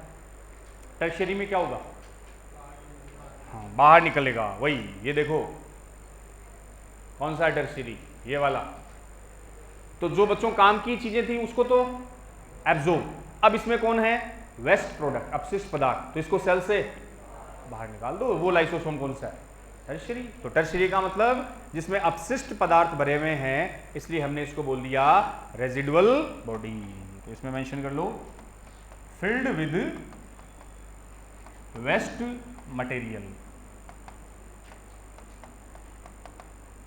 अपशिष्ट पदार्थों से भरा रहता है, जो काम के नहीं है बच्चों, अपशिष्ट पदार्थों से भरा रहेगा, वो क्या कहलाएगा? Tertiary lysosome, telolysosome, also called residual body. तो यहां बच्चों अपन ने देखा कि लाइसोसोम कितने टाइप्स के दिखे? 4 बोलोगे। प्राइमरी लाइसोसोम, सेकेंडरी के 2 टाइप है, हेटेरो और ऑटो, वो 2 कंसिडर करते हैं। एक आ गया टर्शियरी लाइसोसोम, टीलोलाइसोसोम और रेजिडुअल बॉडी, जो भरा रहेगा किससे? अपशिष्ट पदार्थ, और इसी को हम एक्सोसाइटोसिस से बाहर निकालेंगे। चलो, अब लाइसोसोम के कई फॉर्म होते हैं, तो एक लाइन बेटा जी हम यहाँ लिखते हैं, फिर लास्ट इसके फंक्शन डिस्कस करेंगे। लाइन लिख लियो कि लाइसोसोम हाईली पॉलीमॉर्फिक स्ट्रक्चर, और show highly polymorphic structure. Lysosome अत्यधिक बहुरूपता दर्शाता है। लाइसोसोम अत्यधिक बहुरूपता, बहुरूपता का मतलब बच्चों ऐसा कोई भी स्ट्रक्चर या ऑर्गेनल जो एक से ज्यादा फॉर्म में पाया जाए। लाइसोसोम के कितने रूप देखे आपने? 4 अलग अलग रूप देखे, प्राइमरी, सेकेंडरी, टर्शियरी, क्वाटनरी का मतलब ओटो को आप अलग से कंसिडर कर सकते हो। तो कोई भी ऐसा ऑर्गेनल जो एक से ज्यादा फॉर्म में मिले उसको आप क्या बोलोगे? पोली। पोली का मतलब ज्यादा, मॉर्फिक रूप एक से ज्यादा फॉर्म में मिलता है। तो हाईली पॉलीमॉर्फिक का मतलब हो गया show different type of morphological forms, भिन्न प्रकार के रूपों में उपस्थित। कई मॉर्फोलॉजिकल रूप मिलते हैं जो 4 आपने डिस्कस किए, इसलिए हमने बोल दिया हाईली पॉलीमॉर्फिक स्ट्रक्चर। तो एक सेल के अंदर लाइसोसोम के कई फॉर्म मिलेंगे आपको, अलग अलग फॉर्म मिलेंगे, जैसे प्राइमरी, सेकेंडरी, टर्शियरी। तो ये सेल के अंदर विभिन्न मॉर्फोलॉजिक रूप में फॉर्म में मिलता है, इसलिए हमने इसको क्या नाम दे दिया? Highly polymorphic structure. कौन? Lysosome. So different types of morphological form. Last बेटा जी, लाइसोसोम में फंक्शन। अब इसके फंक्शन की बात करते हैं। लाइसोसोम के क्या क्या कार्य हैं? क्या मेन फंक्शन क्या बताओगे? एंजाइम में तो क्या करना है? डाइजेशन करना है बस। मेन जो लाइसोसोम का फंक्शन होगा बेटा जी वो क्या होगा? डाइजेशन, क्योंकि इसमें कौन है? अलग अलग हाइड्रोलाइटिक एंजाइम। तो मेन जो फंक्शन है बेटा जी वो हम बात करेंगे डाइजेशन, पाचन। डाइजेशन किसी भी मटेरियल को, चाहे वो सेल के खुद का हो चाहे बाहर का हो, इसके एंजाइम उसको क्या करेंगे? तोड़ेंगे, डाइजेस्ट करेंगे। अब ये जो डाइजेशन है बच्चों, 2 टाइप का यहां, एक होगा इंट्रासेलुलर डाइजेशन, अंतः कोशिकीय पाचन। अंतः कोशिकीय पाचन। एक आप लिख लो एक्स्ट्रा सेलुलर डाइजेशन, बही कोशिकीय पाचन। और बाह्य कोशिकीय पाचन। तो लाइसोसोम 2 टाइप के डाइजेशन बच्चों शो करता है, इंट्रासेलुलर और दूसरा कौन सा आ गया? Extra cellular digestion. बताओ, इंट्रा में नाम से समझो, डाइजेशन कहां करेगा? सेल के अंदर। वो सेल के, अभी जो डायग्राम बनाया था ऊपर उसमें कैसा था? दोनों किसके एग्जाम्पल थे? इंट्रा या इंट्रा और एक्स्ट्रा दोनों? अच्छा, दोनों। दोनों कौन बोल रहा है? इंट्रा और एक्स्ट्रा दोनों के एग्जाम्पल, ताकि मैं फैमिली डुक का तैयार रखूं, डर दूं उसके। दोनों एग्जाम्पल, अगर डाइजेशन सेल के अंदर हो इंट्रा, सेल के बाहर हो एक्स्ट्रा। ये जो डायग्राम बनाया था कहां बनाया था? ये रहा। इसमें ये जो डाइजेशन हो रहा है ये कहां हो रहा है? ये सेल है, सेल के अंदर हो रहा है। अंदर हो रहा है तो हेटेरो है कि ओटो है? दिखता तो है, समझता तो क्या पता अपने को, समझ में तो नहीं आता। दिमाग तो भगवान जी ने थोड़ा सा कम दे दिया, नहीं समझते। आंखें तो सीधी, दिख तो रहा है कि ये सेल के अंदर आ रहा है, बाहर से कोई आ रहा है तो हेटेरो, लेकिन डाइजेशन हो कहां रहा है? इंट्रा। दूसरा डायग्राम बनाया था इधर कहीं, ये रहा। इसमें डाइजेशन कहां हो रहा है? अंदर ही हो रहा है, माइटोकॉन्ड्रिया। तो ये भी दोनों इंट्रा के एग्जाम्पल है, लेकिन वो हेटेरोफैगोसोम। हेटेरो का मतलब कोई चीज बाहर से आ रही है, ये सेल के अंदर ही किसी अंदर के ही मटेरियल को आपने डाइजेस्ट कर दिया। तो both are example of intracellular digestion, जब डाइजेशन सेल के अंदर होगा। एक्स्ट्रा की बात करेंगे, वो देखो कैसे। तो इसमें पहले इंट्रा जो लिखा उसमें लिख लो digestion inside the cells. Intracellular का मतलब जहां डाइजेशन सेल के अंदर होगा।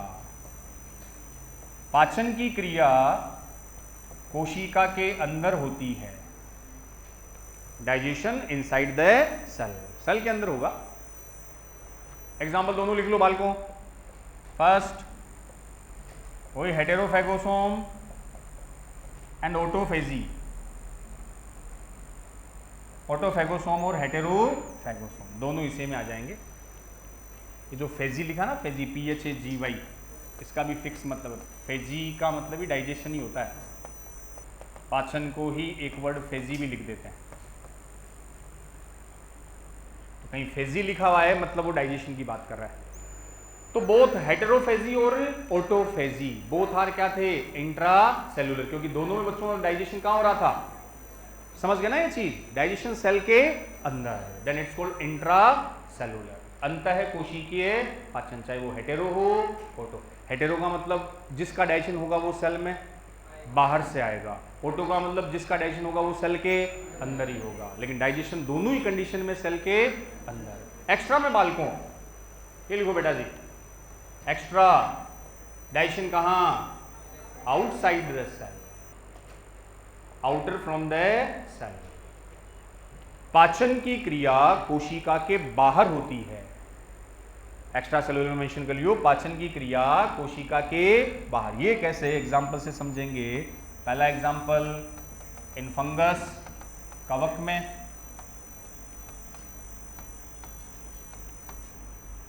पाचन की क्रिया कोशिका के बाहर होती है, आउटसाइड द सेल। फंगस, कवक में, कवक में क्या होता है, खोलियो आंखें, कवक बेटा जी जैसे एक एग्जांपल सुनो, ये मान लो कोई फंगस है, मान लिया कोई क्या है, फंजाई। फंजाई में ये हमने मान लिया ये इसका क्या है, लाइसोसोम, ठीक है। अभी आपको ऊपर लिखा है था फंगस में लाइसोसोम सबसे ज्यादा, सबसे ज्यादा।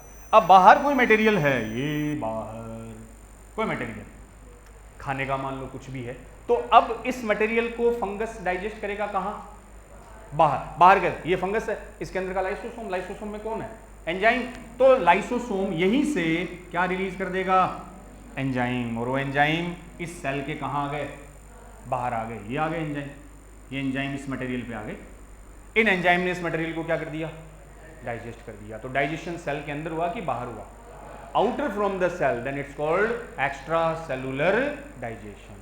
It's best example of extracellular with reference to fungus. तो फंगस के लाइसोसोम सेल के बाहर उन एंजाइम को रिलीज करेंगे, फिर वहां कौन सी प्रोसेस होगी, डाइजेशन। क्लियर। एक और एग्जांपल इसके बाद, इसी में आउटर में एक्स्ट्रा का एक और एग्जांपल लिख लो, बोन्स का भी आता है बच्चों, फंगस का तो ऐसे ही सेल के बाहर जा रहा है तो आउटर बोल देंगे। बैक्टीरिया भी ऐसे ही करते हैं, देखा ना, डेड एनिमल की डेड बॉडी होती है, जानवर मर जाता है तो गांव के बाहर फेंक देते हैं बच्चों, वहां से जब अपन गुजरते हैं तो स्मेल आती है डेड बॉडी से, पता चल जाता है कोई मरा हुआ जानवर आसपास है। वो स्मेल क्यों आती है, उस डेड बॉडी के ऊपर कुत्ते और तो लगते ही हैं, बैक्टीरिया भी अटैक करते हैं बच्चों, पूरे स्किन पर बैक्टीरिया का इन्फेक्शन होता है। अब स्किन चमड़ा है, लेदर है, तो बैक्टीरिया इजीली उस चमड़े को डाइजेस्ट, सीधा चमड़ा नहीं खा सकता, काफी टफ होता है, तो बैक्टीरिया पहले एंजाइम क्या करते हैं, रिलीज, एंजाइम पहले बाहर आएंगे, उस लेदर स्किन को क्या करेंगे, डाइजेस्ट करेंगे, पूरी तरह से तोड़ेंगे, फिर बैक्टीरिया उनको क्या करेगा, एब्जॉर्ब। तो डाइजेशन अगर बॉडी या सेल के बाहर होता है then it's called extracellular. एक और इसमें एग्जांपल लिख लो, अपनी बॉडी का है बच्चों, activity of osteoclast cell of bones. अस्थि की ओस्टियोक्लास्ट सेल की एक्टिविटी, अस्थि की ओस्टियोक्लास्ट सेल्स की activity, activity of osteoclast cell of bone. हाँ 11th वाले नन्हे मुन्नों के लिए सारे नए नाम है ये। एक्टिविटी ऑफ ओस्टियोक्लास्ट, इसलिए बोल रहा हूँ बार बार पढ़ा करो, लिखा करो, लिखने की प्रैक्टिस करो, घर जाके जब रिवाइज करो ना तो पेन पेंसिल साइड में लिखा करो, जो पढ़ रहे हो लिखते चलो, यही वर्ड बार बार आगे भी यूज करेंगे अपन। ओस्टियोक्लास्ट मैं बताता रहता हूँ साथ, activity of osteoclast cell of bone, Hindi में अस्थि की ओस्टियोक्लास्ट कोशिकाओं की सक्रियता। अब पहली चीज देखो, ओस्टियो, ओएस, अब बच्चों कुछ बातें फिक्स याद रखनी है, किसी वर्ड के आसपास अगर आपको ओएस लिखा हुआ दिखा मिले तो आप समझ जाना बात हो रही है अस्थि या तो बोन की। और जो बोन स्पेशलिस्ट डॉक्टर होते हैं ना, बता रहा था मैं, डॉक्टर बनने के लिए क्या कर रहे हो, नीट का एग्जाम देना पड़ेगा, नीट क्वालिफाई करना पड़ेगा, national eligibility cum entrance test, qualify करोगे तो आपको गवर्नमेंट मेडिकल कॉलेज में एंट्री मिलेगी। 5 साल वहाँ क्या करोगे, MBBS करोगे। MBBS बोले तो हाँ, मियाँ बीवी बच्चों सहित वो वाला नहीं, अपना MBBS कौन सा है नालायकों, हाँ, bachelor of medicine and bachelor of surgeon. तो मेडिसिन और सर्जरी का बैचलर डिग्री होती है, मेडिसिन का भी नॉलेज होगा और सर्जरी चीर फाड़ का भी नॉलेज होगा, 5 साल में आपको मिलेगा। फिर 5 साल से MBBS से कुछ नहीं होना, फिर बेटा जी 2 साल क्या करनी पड़ेगी, PG। पैसा यूज करोगे आप बोन के लिए। अब बच्चों 3 वर्ड हो रहे हैं, देखो क्लास्ट में ये यही बता देता हूँ क्या है क्लास्ट हो, फिर आगे भी इनसे सामना होगा तो अपन अपना मुंह टेढ़ा नहीं करेंगे, समझ जाएंगे सीधा सा कि किसी भी वर्ड के पीछे 3 आपको लिखे दिखे तो इनका बेटा जी फिक्स मीन होता है बायोलॉजी में। अगर किसी हाँ वर्ड के लास्ट में आपको साइट लिखा मिले, CYTE, जैसे मैंने बोला एरिथ्रोसाइट, ल्यूकोसाइट, लिम्फोसाइट, तो उसका मीनिंग क्या होगा, वो सेल है।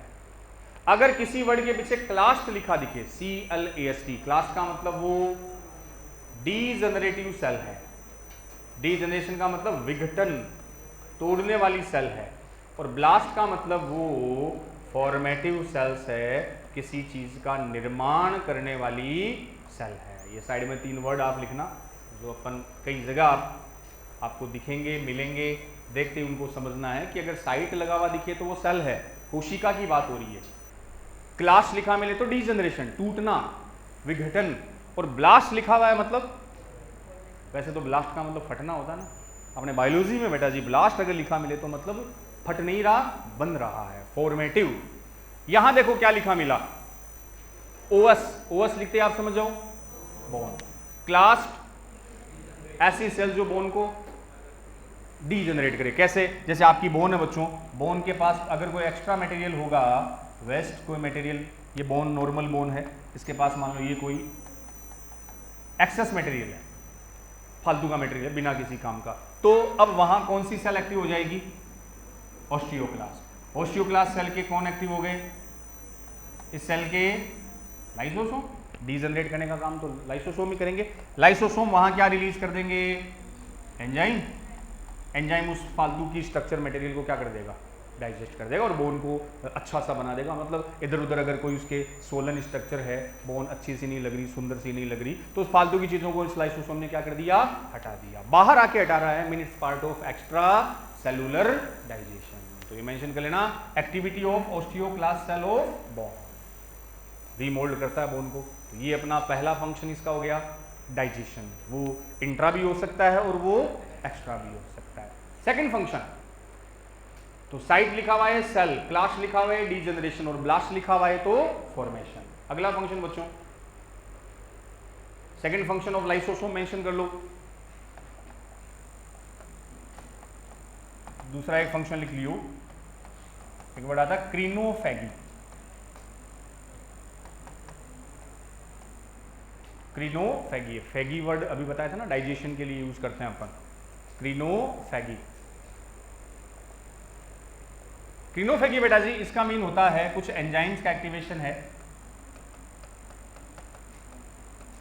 हॉर्मोन्स का, हार्मोन को सक्रिय करना, एक्टिवेशन ऑफ हार्मोन। अब देखो एक हार्मोन है ध्यान रखने वाला, आपके पास बेटा जी एक ग्लैंड होती है थायराइड ग्लैंड। थायराइड ग्लैंड में कौन सा हार्मोन, थायरोक्सिन। उस थायरोक्सिन का एक इनएक्टिव फॉर्म होता है थायरोनिन और थायरोग्लोब्यूलिन। ये इस हार्मोन का इनएक्टिव फॉर्म है, लिखना पहले। इस थायरोनिन और थायरोग्लोब्यूलिन को एक्टिव थायरोक्सिन में जो कन्वर्ट करेगा वो बेटा जी विद हेल्प ऑफ लाइसोसोम, इसे एक्टिव कर देगा लाइसोसोमल प्रोटीएज एंजाइम। ये मेंशन करो, लिखो, फिर बात करते हैं। इस प्रोसेस को बोलते हैं क्रीनोफेजी, एक्टिवेशन ऑफ हॉर्मोन्स, हॉर्मोन्स के इनएक्टिव ग्रेन्यूल्स को हटा देगा। थायरोनिन या थायरोग्लोब्यूलिन, एक वर्ड आया थायरोनिन, इसको हिंदी में बेटा जी नाम दे दिया थायरोग्लोब्यूलिन। निन और थायरोग्लोबुलिन। मतलब जो थायराइड ग्लैंड होती है ना, थायराइड सुना है क्या ना, कहाँ होती है? गले में। आपके यहाँ थायराइड ग्लैंड है, सबसे बड़ी ग्लैंड होती है बच्चों, सबसे बड़ी एंडोक्राइन ग्लैंड। वैसे तो लीवर बता रहा था मैं, एंडोक्राइन थायराइड होती है। थायराइड ग्लैंड एक हार्मोन बनाती है जिसका नाम आपने सुना हुआ है थायरोक्सिन। लेकिन बच्चों पहले थायरोक्सिन नहीं बनता, थायरोक्सिन से पहले एक स्ट्रक्चर बनती है दैट्स कॉल्ड थायरोनिन, थायरोग्लोबुलिन। लेकिन वो कैसा है, वो काम ढंग से नहीं करेगा। हमें इसको क्या करना है, एक्टिव। अब देखो होता क्या है, इस हार्मोन में कुछ एक्स्ट्रा सिक्रीटरी ग्रेन्यूल्स होते हैं, अलग से कुछ ग्रेन्यूल्स इसके साथ होते हैं। इन ग्रेन्यूल्स को जब हटा दिया जाएगा तो एंजाइम क्या, हार्मोन क्या हो जाएगा, एक्टिव। और इन्हें हटाने का काम कौन करेगा, लाइसोसोम का कौन सा एंजाइम, प्रोटीएज एंजाइम, वो इन ग्रेन्यूल्स को डाइजेस्ट कर देगा। अब क्या आ गया आपके पास, थायरोक्सिन, और ये एक्टिव फॉर्म ऑफ हार्मोन। तो इस प्रोसेस को, हार्मोन को एक्टिव करने वाली प्रोसेस यहाँ क्या कहलाई, क्रीनोफेगी। फेगी का मतलब डाइजेशन, किन का, उन एक्स्ट्रा ग्रेन्यूल्स का। बस ध्यान रख लेना, थायरोक्सिन को एक्टिव करता है, ऐसे ही पूछते हैं। अगला बच्चों थर्ड फंक्शन लिखियो। क्रीनोफेगी के बाद एक वर्ड आता है ओटोलाइसिस। ओटोलाइसिस, ओटो का मतलब खुद को, लाइसिस खा जाएगा, तोड़ देगा, ओटोलाइसिस। देखो कई बार क्या होता है ओटोलाइसिस में बच्चों लिखना, कई बार समटाइम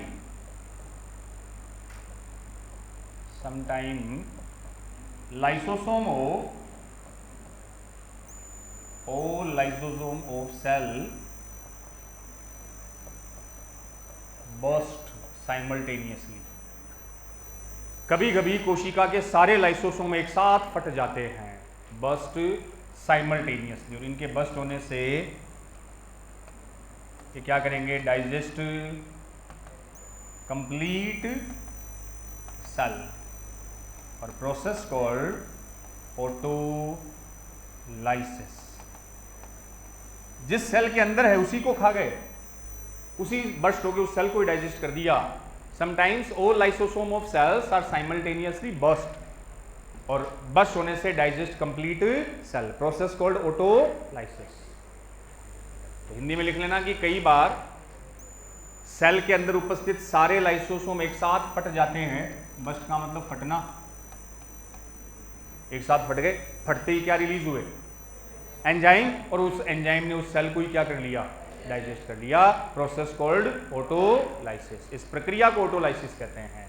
तो इसको ऐसे समझ सकते हैं बच्चों कि सेल के अंदर जो लाइसोसोम है, ये सेल, इसमें मान लो कई लाइसोसोम है, ये लाइसोसोम बेटा जी, लाइसोसोम में कौन है, एंजाइम। अचानक मूड हुआ, फटो यार क्या करना है, ऐसे ही जीवन से उब गए, कुछ नहीं रखा जीवन में, सुसाइड करने का मन आ गया। तो इन्होंने क्या किया, वैसे तो बच्चों जो सेल पुरानी हो जाती है ना, या कोई इंजर्ड सेल है, कोई डेड सेल है, कोई भी, उसमें लाइसोसोम क्या हो गए, फट गए।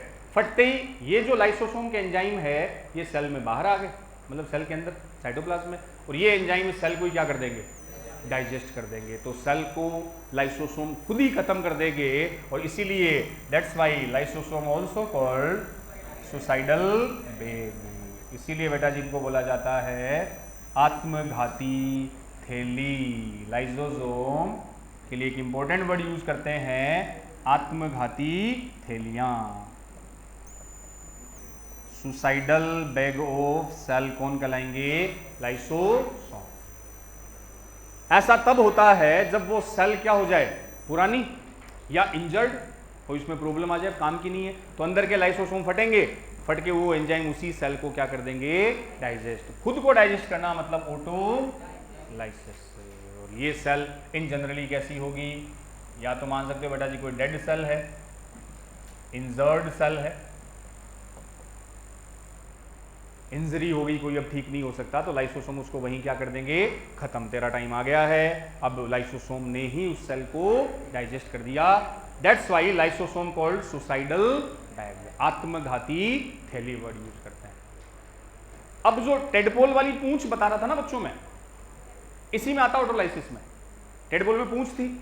अब जब टेडपोल ग्रो करेगा लार्वा, उससे एडल्ट फ्रॉग बनेगा, तो पूंछ के जो लाइसोसोम है वो क्या हो गए, बस्ट हो गए, और उसने पूंछ की सारी सेल्स को डाइजेस्ट कर दिया, तो धीरे धीरे पूंछ खत्म हो गई। एडल्ट फ्रॉग में पूंछ नहीं होती है। तो वो ऑटोलाइसिस का एग्जाम्पल है, इसी ऑटोलाइसिस में मेंशन कर लेना इसका ही एग्जाम्पल जो आपको बता रहा था मैं,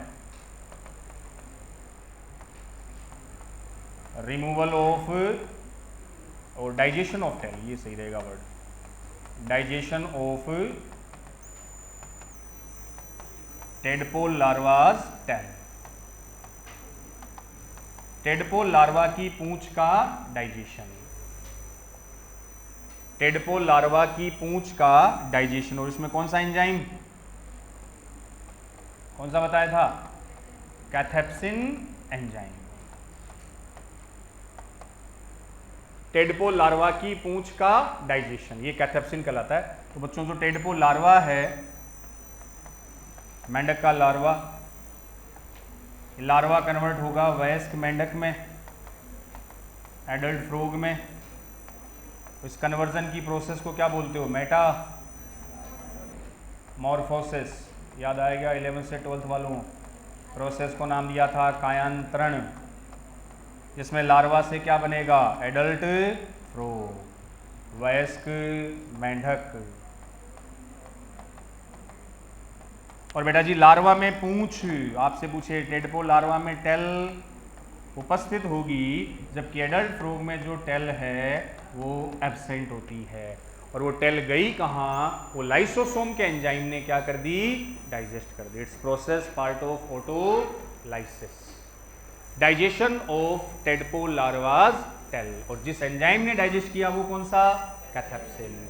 और ये भी ध्यान रख लो, लार्वा का एडल्ट में conversion process called Metamorphosis, Hindi में कायांतरण, काया में रूपांतरण, काया मतलब बॉडी, बॉडी को क्या कर दिया, चेंज। यहाँ जो टेडपोल था उसमें क्या थी, पूंछ थी, और एडल्ट फ्रॉग में पूंछ नहीं होती। प्रोसेस ऑटोलाइसिस, खुद के पार्ट को ही क्या करना, डाइजेस्ट। ये आगे अपने में भी ऐसा होता बच्चों, एम्ब्रियोनिक स्टेज में आप में भी पूंछ बताते हैं, टेल वर्टिब्रा होती है अपने में भी, अब नहीं है।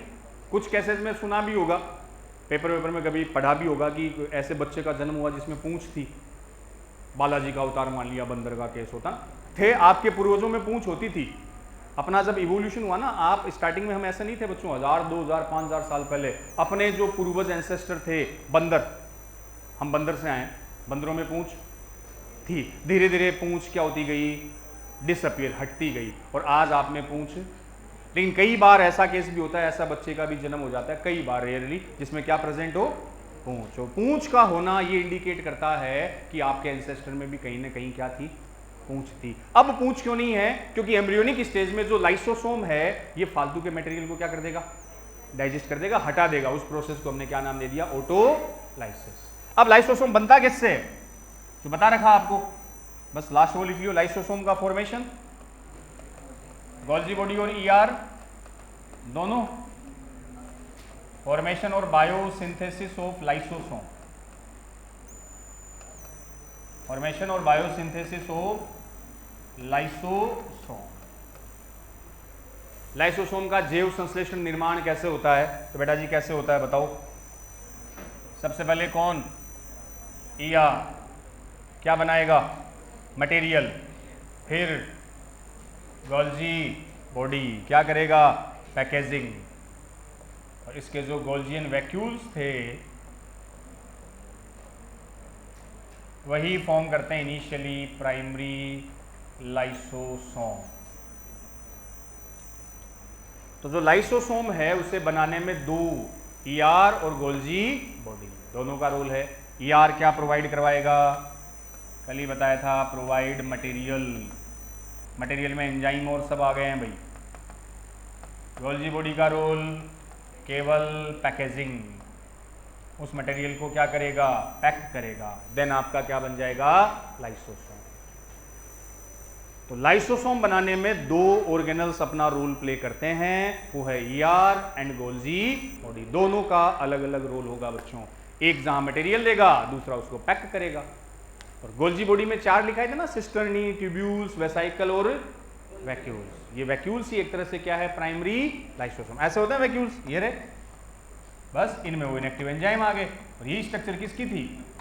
Primary lysosome. तो गोल्जियन वैक्यूल ही प्राइमरी लाइसोसोम। यहां वो एक बच्चों सिस्टम इसमें दे देते हैं एक वर्ड, हाँ GERL, वो भी लिख लेना एक,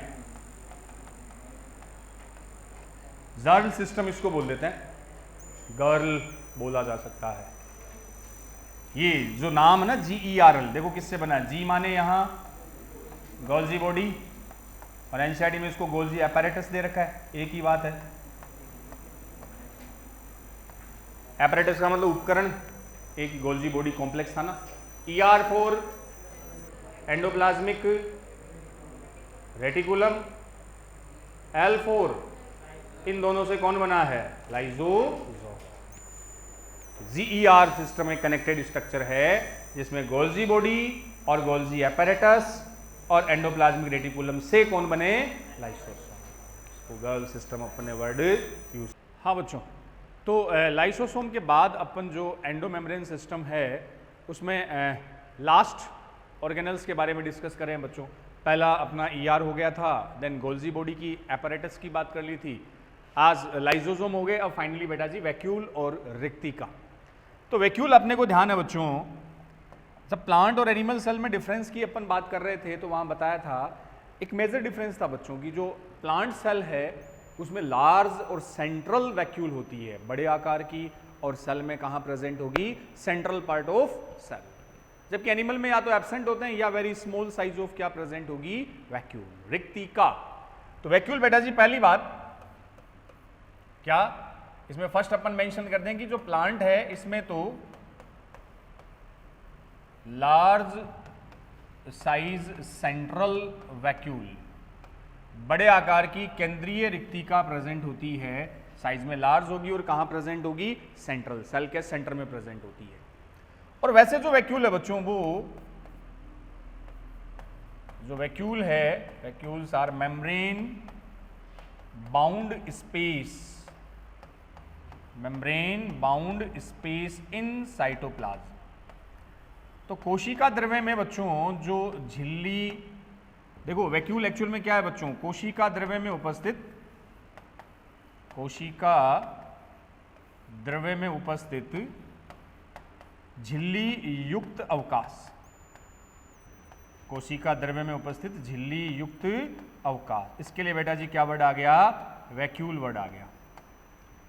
तो होगा साइटोप्लाज्म में मेम्ब्रेन बाउंड, मेम्ब्रेन से कवर्ड है बच्चों, एक स्पेस होता है, अवकाश होता है, उसके लिए अपन क्या वर्ड यूज कर देंगे? Vacuole, membrane bound space in cytoplasm. तो प्लांट सेल में बच्चों जो वैक्यूल है वो साइज में बड़ी होती है और सेंट्रल, मेनली सेंट्रल लोकेशन बच्चों केंद्रीय भाग में प्रेजेंट होगी। अब जैसे कुछ टाइप्स ऑफ वैक्यूल की बात करें, या उससे पहले जैसे मैं बता दूं बच्चों की भाई वैक्यूल जैसे कंसीडर कर दिया कि भाई सेल है बच्चों, और सेल के अपन ने सेंट्रल में प्लांट सेल की अगर बात करें तो जो सेंट्रल का मैक्सिमम पोर्शन है ये बेटा जी कंसीडर क्या अपन कर लेंगे? वैक्यूल। प्लांट सेल की अगर बात की जाए तो प्लांट सेल में ये maximum central portion of vacuole. तो बच्चों देखो वैक्यूल जब सेंटर में आ गई तो ये जो न्यूक्लियस है वो, न्यूक्लियस और साइटोप्लाज्म पेरिफेरल ट्रांसफर हो सकते हैं ना, ये न्यूक्लियस मान लो, साइटोप्लाज्म। तो जब वैक्यूल केंद्र में आ गई, बीच में आ गई, तो बच्चों न्यूक्लियस और साइटोप्लाज्म कहां शिफ्ट हो गए? पेरिफेरल, परिधीय भाग में शिफ्ट हो गए। क्लियर बात है ना, ये प्लांट सेल के रेफरेंस में बात कर रहा हूं। तो इन जनरल जो यहां न्यूक्लियस और साइटोप्लाज्म है वो किधर शिफ्ट हो गए? पेरिफेरल, परिधीय।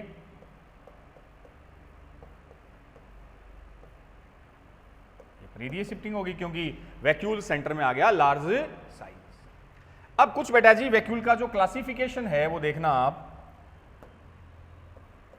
अलग अलग टाइप की, और टाइप्स ऑफ वैक्यूल की अगर बात की जाए, वैक्यूल के प्रकार बच्चों, तो वैक्यूल को अलग अलग प्रकार से वर्गीकृत किया गया है। फर्स्ट हम बात करेंगे एक शेप वैक्यूल, एक बेटा जी बात करेंगे अपन कॉन्ट्रैक्टाइल वैक्यूल,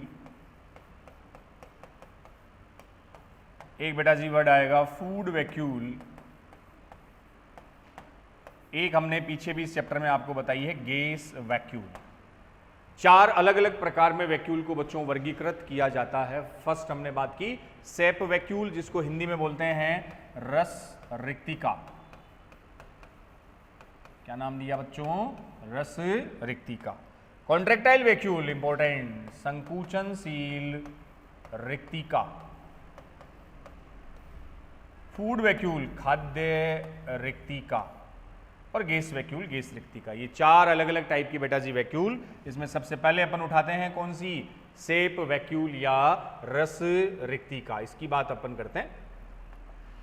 फर्स्ट मेंशन कर लीजिए आप, सेप वैक्यूल,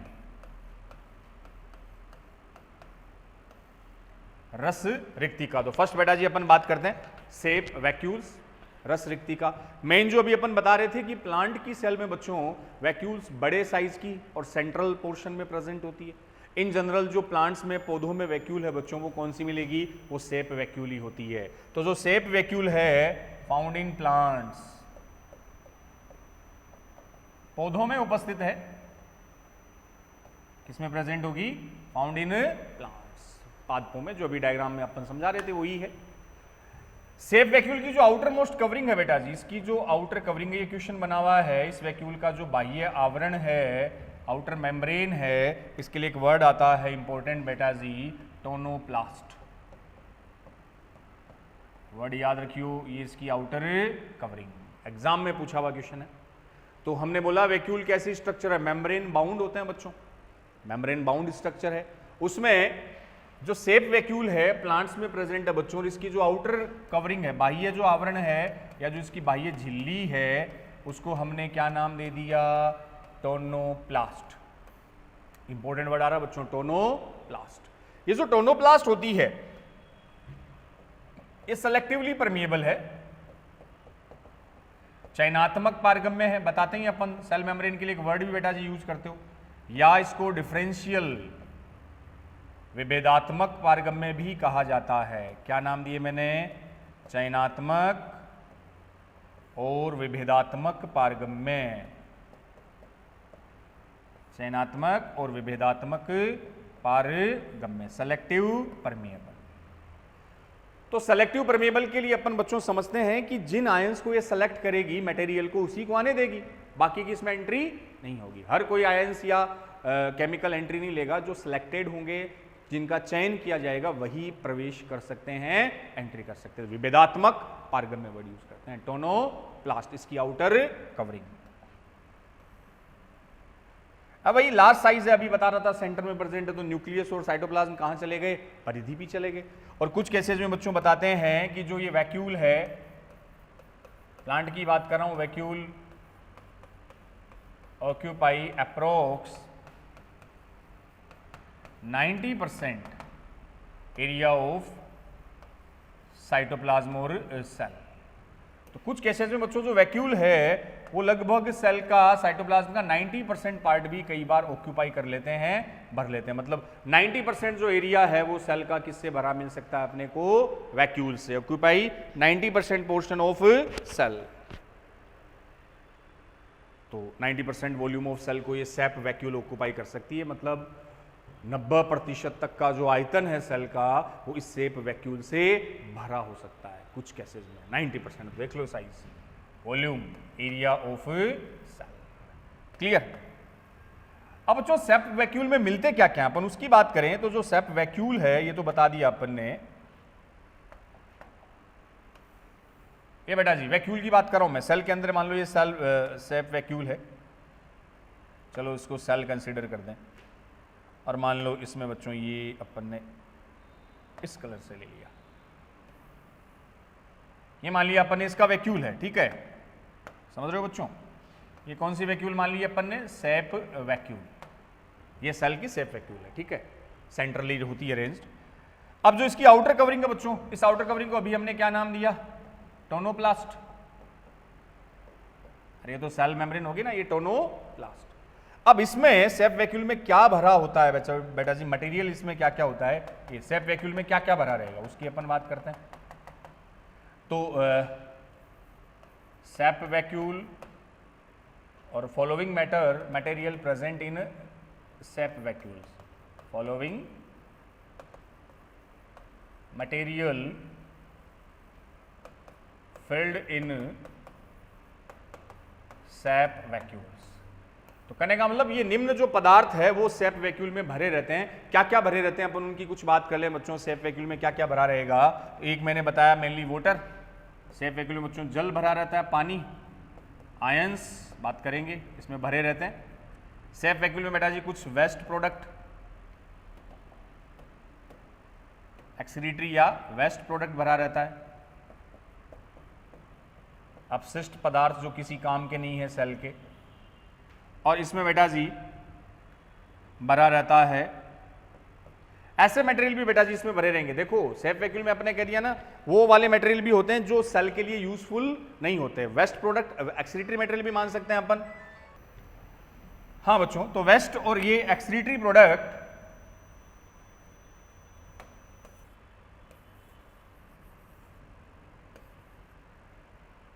हाँ, तो इसमें नेक्स्ट अपन ने बात कर दिया एक्सक्रीटरी मटेरियल,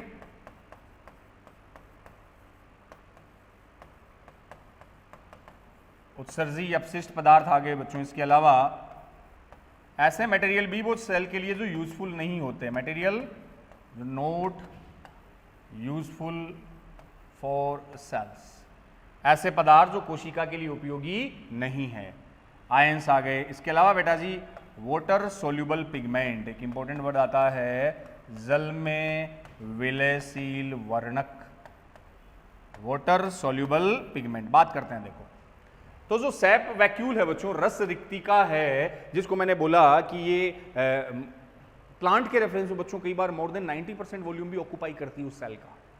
क्लियर। अब इस सैप वैक्यूल में होता क्या क्या है। इसकी मेम्ब्रेन हमने बता दी बेटा जी, क्या नाम है, टोनोप्लास्ट, ये क्वेश्चन बनता है इसका। सेलेक्टिव परमिएबल है, डिफरेंशियल परमिएबल हमने नाम दिया। अब इसके अंदर क्या भरा हुआ है, तो इसके अंदर पानी भरा हुआ है, वाटर भरा हुआ है, कुछ आयंस होते हैं बच्चों, एक्सक्रीटरी मटेरियल, उत्सर्जी पदार्थ जो काम के नहीं, और material not useful for sale, ऐसा मटेरियल जो सेल के लिए आवश्यक नहीं होता, ऐसे पदार्थ जो कोशिका के लिए आवश्यक नहीं है, यूजफुल नहीं है, उनको भी इसमें भर दिया। और एक बच्चों इंपॉर्टेंट चीज मैंने लिखी, ऐसे pigment water soluble pigment. Water soluble pigment बेटा जी ये होते हैं जल में विलयशील वर्णक, जल में विलयशील वर्णक, वाटर सोल्यूबल पिगमेंट। ये क्या है। अब बच्चों देखो जहां पिगमेंट वर्ड आ जाए ना, पिगमेंट आते अपने माइंड में आएगा कि ऐसी कोई भी स्ट्रक्चर मटेरियल जो कलर रंग प्रदान करता है उसको पिगमेंट बोल दो। तो अपनी स्किन में मेलानिन होता है जो कलर देता है, पिगमेंट है। या हम प्लांट की बात करें बच्चों, सैप वैक्यूल पौधों में उपस्थित होती है, तो प्लांट में जो फ्लोवर, फूल की बच्चों पंखुड़ियां होती है ना, फूल की पंखुड़ियां कलर्ड होती है, रंगीन होती है, पेटल्स, उन पंखुड़ियों को जो कलर देता है वो पिगमेंट बेटा जी यही है, वाटर सोल्यूबल पिगमेंट, जो किस में मिलेंगे, सैप वैक्यूल में। तो ये कि इंपॉर्टेंट इसमें याद रखियो कि जो जल में विलयशील पिगमेंट है वर्णक है बेटा जी, इनका रोल क्या। जैसे इन पिगमेंट का मैं एग्जांपल पहले लिखा दूं, पिगमेंट लाइक एग्जांपल बेटा जी एंथोसाइनिन, एंथोसाइनिन, एक एंथोक्लोर पिगमेंट भी होता है। एंथोसाइनिन ये पिगमेंट है बेटा जी जो पर्पल कलर, कैसा कलर, पर्पल कलर, बैंगनी टाइप का, वायलेट हल्का होता है ना, पर्पल कलर। तो वाटर सोल्यूबल पिगमेंट ऐसा पिगमेंट प्रेजेंट है जो जल में क्या है, विलयशील। नाम क्या दिया मैंने, एंथोसाइनिन। एंथोक्लोर भी होता है बच्चों, येलो कलर का, ये ध्यान रख लियो, पर्पल कलर। अब इन पिगमेंट का रोल बोलो, अभी बता रहे थे, ये पिगमेंट क्या करेंगे, प्रोवाइड कलर टू पेटल्स। तो जो फूलों की पंखुड़ियां है इन्हें रंग प्रदान करने का काम, पेटल्स बेटा जी, फ्लोवर, पंखुड़ियां, उनको पेटल्स बोला जाता है, उनका जो कलर है इन्हीं पिगमेंट की वजह से होता है। और ये जैसे इसका एक एग्जांपल हमने लिख लिया, एंथोसाइनिन, पर्पल कलर, ये है वाटर सोल्यूबल पिगमेंट जो किस में भरे हैं, जो भरे हैं सैप वैक्यूल में। क्लियर बात।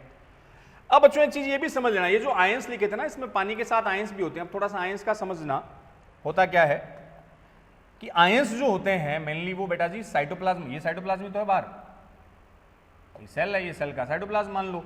आउटर कवरिंग आपको ये टोनोप्लास्ट बता ही दिया अपन ने, ठीक है, ध्यान ही है अपने को, क्लियर। अब बच्चों होता क्या, देखो आयंस कैसे एंटर करते हैं। आयंस साइटोप्लाज्म में यहां ज्यादा है, यहां इन आयंस को साइटोप्लाज्म से किस में पहुंचाना है, सेप वैक्यूल में। अभी पीछे लाइसोसोम में बताया था हाइड्रोजन आयन कैसे जाते हैं, कैसे जाते हैं, लो टू हाई, वही बात है। यहां हाई टू लो बच्चों, यहां ज्यादा है हाई टू लो।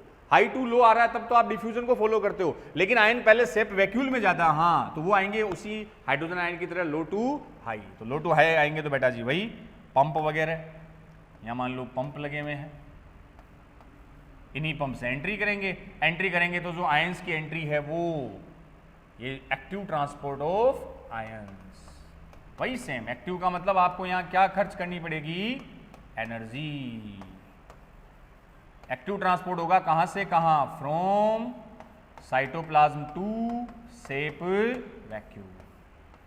समझ गए बात। तो जो आयंस है वो साइटोप्लाज्म से सेप वैक्यूल में जाएंगे, कैसे, एक्टिवली ट्रांसपोर्ट होंगे। इसके लिए आपको क्या देनी पड़ेगी, एनर्जी, एटीपी बच्चों, वही एटीपीएज एंजाइम ब्रेक डाउन करके एनर्जी रिलीज करेगा, उसे यूज करके ये from low to high against the concentration gradient, पीछे बात आ चुकी है, ठीक है। चलो, तो सेप वैक्यूल की बच्चों बात आई, जो प्लांट में प्रेजेंट है, लार्ज और सेंट्रली प्रेजेंट होते हैं, इसलिए न्यूक्लियस, और जो वो साइटोप्लाज्म में वो जनरली कहाँ शिफ्ट हो गया, पेरिफेरल पार्ट में शिफ्ट हो गया। सेप वैक्यूल में पानी है, आयंस है, एक्सक्रीटरी मटेरियल है, नॉट यूजफुल मटेरियल भी है, अननेसेसरी मटेरियल है, और वाटर सोल्यूबल पिगमेंट है, जल में विलयशील वर्णक, जो फ्लोवर के पेटल्स, पंखुड़ियों को कलर प्रोवाइड करता है, लाइक एंथोसाइनिन, पर्पल कलर। अपन बात करते हैं कॉन्ट्रैक्टाइल वैक्यूल की, संकुचनशील रिक्तिका, जिसको शॉर्ट में बेटा जी अपन CV प्रोनाउंस करते हैं। तो जो कॉन्ट्रैक्टाइल वैक्यूल है बच्चों, देखियो, अब सेप वैक्यूल तो किसमें प्रेजेंट थी, प्लांट में। कॉन्ट्रैक्टाइल वैक्यूल इंपॉर्टेंट है, संकुचनशील रिक्तिका ये प्रेजेंट होती है found in amoeba and paramecium. बच्चों अमीबा और जो पैरामीशियम है, हाँ, ये प्रोटोजोआ फाइलम के बच्चों मेंबर होते हैं। प्रोटोजोआ जो एक फाइलम है ना, संघ है, उसके मेंबर है अमीबा और पैरामीशियम। तो अमीबा और पैरामीशियम में बच्चों प्रेजेंट है कौन, कॉन्ट्रैक्टाइल वैक्यूल, संकुचनशील रिक्तिका, कॉन्ट्रैक्टाइल वैक्यूल, इनमें। अब है क्या कॉन्ट्रैक्टाइल वैक्यूल, क्या इसका बेटा जी रोल है, तो देखना, पहले मैं फंक्शन तो बता दूं फिर अपन समझेंगे। CV जो कॉन्ट्रैक्टाइल वैक्यूल है बेटा जी, ये मेंटेन करती है, मेंटेन ऑस्मो रेगुलेशन, प्रासरण नियमन का नियंत्रण, प्रासरण नियमन। अब क्या है ऑस्मो रेगुलेशन, क्या इसका रोल है, तो बेटा जी किस में मिलेगी, अमीबा और पैरामीशियम। अमीबा पैरामीशियम कौन, प्रोटोजोआ फाइलम के मेंबर ऑर्गेनिज्म है, जीव है, प्रोटोजोआ फाइलम के होते हैं ना, प्रोटोजोआ पोरीफेरा स्लेंड्रेटा, वैसे प्रोटोजोआ फाइलम के ऑर्गेनिज्म। क्या इनका रोल है, तो देखना बच्चों, यहां ये क्या करती है, जैसे मैंने अमीबा का एग्जांपल ले लिया, अमीबा मान लिया बच्चों, ये अमीबा, ये यूनिसेलुलर होता ना, एक कोशी की है बच्चों, ध्यान है अपने को, यूनिसेलुलर बोले तो एक कोशी की है, ठीक है। अब इसमें प्रोटोजोआ का मेंबर है, यूनिसेलुलर, हाँ, कुछ एसेलुलर भी बोलते हैं। अब बच्चों ये जनरली फ्रेश वाटर में मिलता है, कौन से पानी में, स्वच्छ जल में, फ्रेश वाटर, स्वच्छ जल में होता है अमीबा। फ्रेश वाटर का मतलब बच्चों जिसमें आयन सॉल्ट कम होते हैं, उसको आप फ्रेश वाटर बोल देते हो। अब फ्रेश वाटर में जब अमीबा है तो बेटा जी यहाँ ये जो फ्रेश वाटर है वो हमेशा बाहर से अमीबा के अंदर एंट्री लेगा, होता ना। घर में बेटा जी किशमिश रात को भिगोते हैं अपन, या छोले चने रात को भिगोते हैं तो सुबह फूल जाते हैं, पता है, एंडोस्मोसिस बोलते हैं, अंतः पराशरण। वो जो पानी है वो बेटा जी उस किशमिश रेजिन और उन छोले चनों के अंदर आ जाएगा, एंडोस्मोसिस होगा। सेम वही चीज अमीबा रहता है किसमें, फ्रेश वाटर में, स्वच्छ जल में, तो वहां से बेटा जी जो पानी है वो कॉन्टिन्यूअस अमीबा के अंदर आएगा, सेल के अंदर आएगा। तो अब इसको अंतः पराशरण बोलते हैं, एंडोस्मोसिस। पानी अपनी हाई से लो की तरफ जाता है, हाई टू लो ही जाएगा, ठीक है। अब बच्चों पानी जब ज्यादा आएगा तो हो सकता है ज्यादा पानी से अमीबा बस्ट हो जाए, फट जाए, उससे बचने के लिए क्या होता है बच्चों, ये जो एक्स्ट्रा वाटर है वो अमीबा में इन छोटी छोटी बेटा जी ऐसी स्ट्रक्चर बन जाती है। इन्हीं स्ट्रक्चर को क्या नाम दे दिया, कॉन्ट्रैक्टाइल वैक्यूल। और कॉन्ट्रैक्टाइल वैक्यूल का काम है उस एक्स्ट्रा वाटर को, ये स्टोर इसमें आ जाएगा एक्स्ट्रा पानी, और वो एक्स्ट्रा वाटर को वापस बॉडी के बाहर, बॉडी क्या सरफेस के बाहर भेज देगी। तो जो एक्स्ट्रा पानी अमीबा के अंदर आया है उसे वापस बाहर कौन भेज रही है, कॉन्ट्रैक्टाइल वैक्यूल। तो बॉडी के अंदर ऑर्गेनिज्म की सेल के अंदर वाटर और आयंस को बैलेंस रखती है। उस प्रोसेस को हम बोलते हैं ऑस्मो रेगुलेशन। ऑस्मो रेगुलेशन का मतलब maintain amount of water and ion salt. तो जल व लवणों का आयंस का संतुलन, तो जल व लवणों का आयंस का संतुलन बनाए रखना ही बेटा जी क्या कहलाता है, ऑस्मो रेगुलेशन। इसमें मेन रोल है इस कॉन्ट्रैक्टाइल वैक्यूल का। तो उस एक्स्ट्रा पानी को, आयंस को वापस बाहर निकाल देगी ये संकुचनशील रिक्तिका, ताकि इस सेल पर, ऑर्गेनिज्म पर कोई साइड इफेक्ट ना हो। समझ गए इस चीज को, इसे ऑस्मो रेगुलेशन बोलते हैं। अब आपकी एनसीईआरटी देती है बेटा जी कि इस कॉन्ट्रैक्टाइल वैक्यूल का एक और रोल है, ऑल्सो हेल्पफुल इन एक्सक्रीशन, उत्सर्जन में भी सहायक है। एनसीईआरटी में दे रखा है उत्सर्जन की क्रिया में भी सहायक है। बाकी अगर एक आंसर देना हो, मेन रोल बेटा जी इसका क्या होगा, ऑस्मो रेगुलेशन, पराशरण नियमन, जिसमें वो वाटर और साल्ट आयंस की अमाउंट को बॉडी में बैलेंस करेगा। वो जो एक्स्ट्रा पानी बॉडी में आ चुका है, सेल में आ चुका है, उसको कॉन्ट्रैक्टाइल वैक्यूल वापस बाहर भेज देगा। क्लियर बात। चलो अब कॉन्ट्रैक्टाइल वैक्यूल में बच्चों देखो दो प्रोसेस आती है। जैसे जैसे इस वैक्यूल में पानी आएगा कॉन्ट्रैक्टाइल वैक्यूल फैलेगी, इसको डायस्टोल बोलते हैं। और बेटा जी जब कॉन्ट्रैक्टाइल वैक्यूल पानी को बाहर निकालेगी तो सिस्टोल होगी, पिचकेगी पानी बाहर। तो फैलना डायस्टोल, पिचकना सिस्टोल, दो वर्ड इसके लिए यूज कर लेते हैं। अब इसमें एक छोटी सी बात ये भी सुन लेना कि जब बेटा जी अमीबा फ्रेश वाटर में है, ये अमीबा है, कहां है, इन फ्रेश वाटर, स्वच्छ जल में मिलता है मोस्टली ये। और जब इस अमीबा को बेटा जी फ्रेश वाटर से ट्रांसफर टू, स्थानांतरित कर दिया जाए मैराइन वाटर में, खारे पानी में या समुद्री जल में इसको ट्रांसफर कर दिया, तो देखो क्या चेंज होगा, वही मेजर चेंजेस ध्यान रख लेना।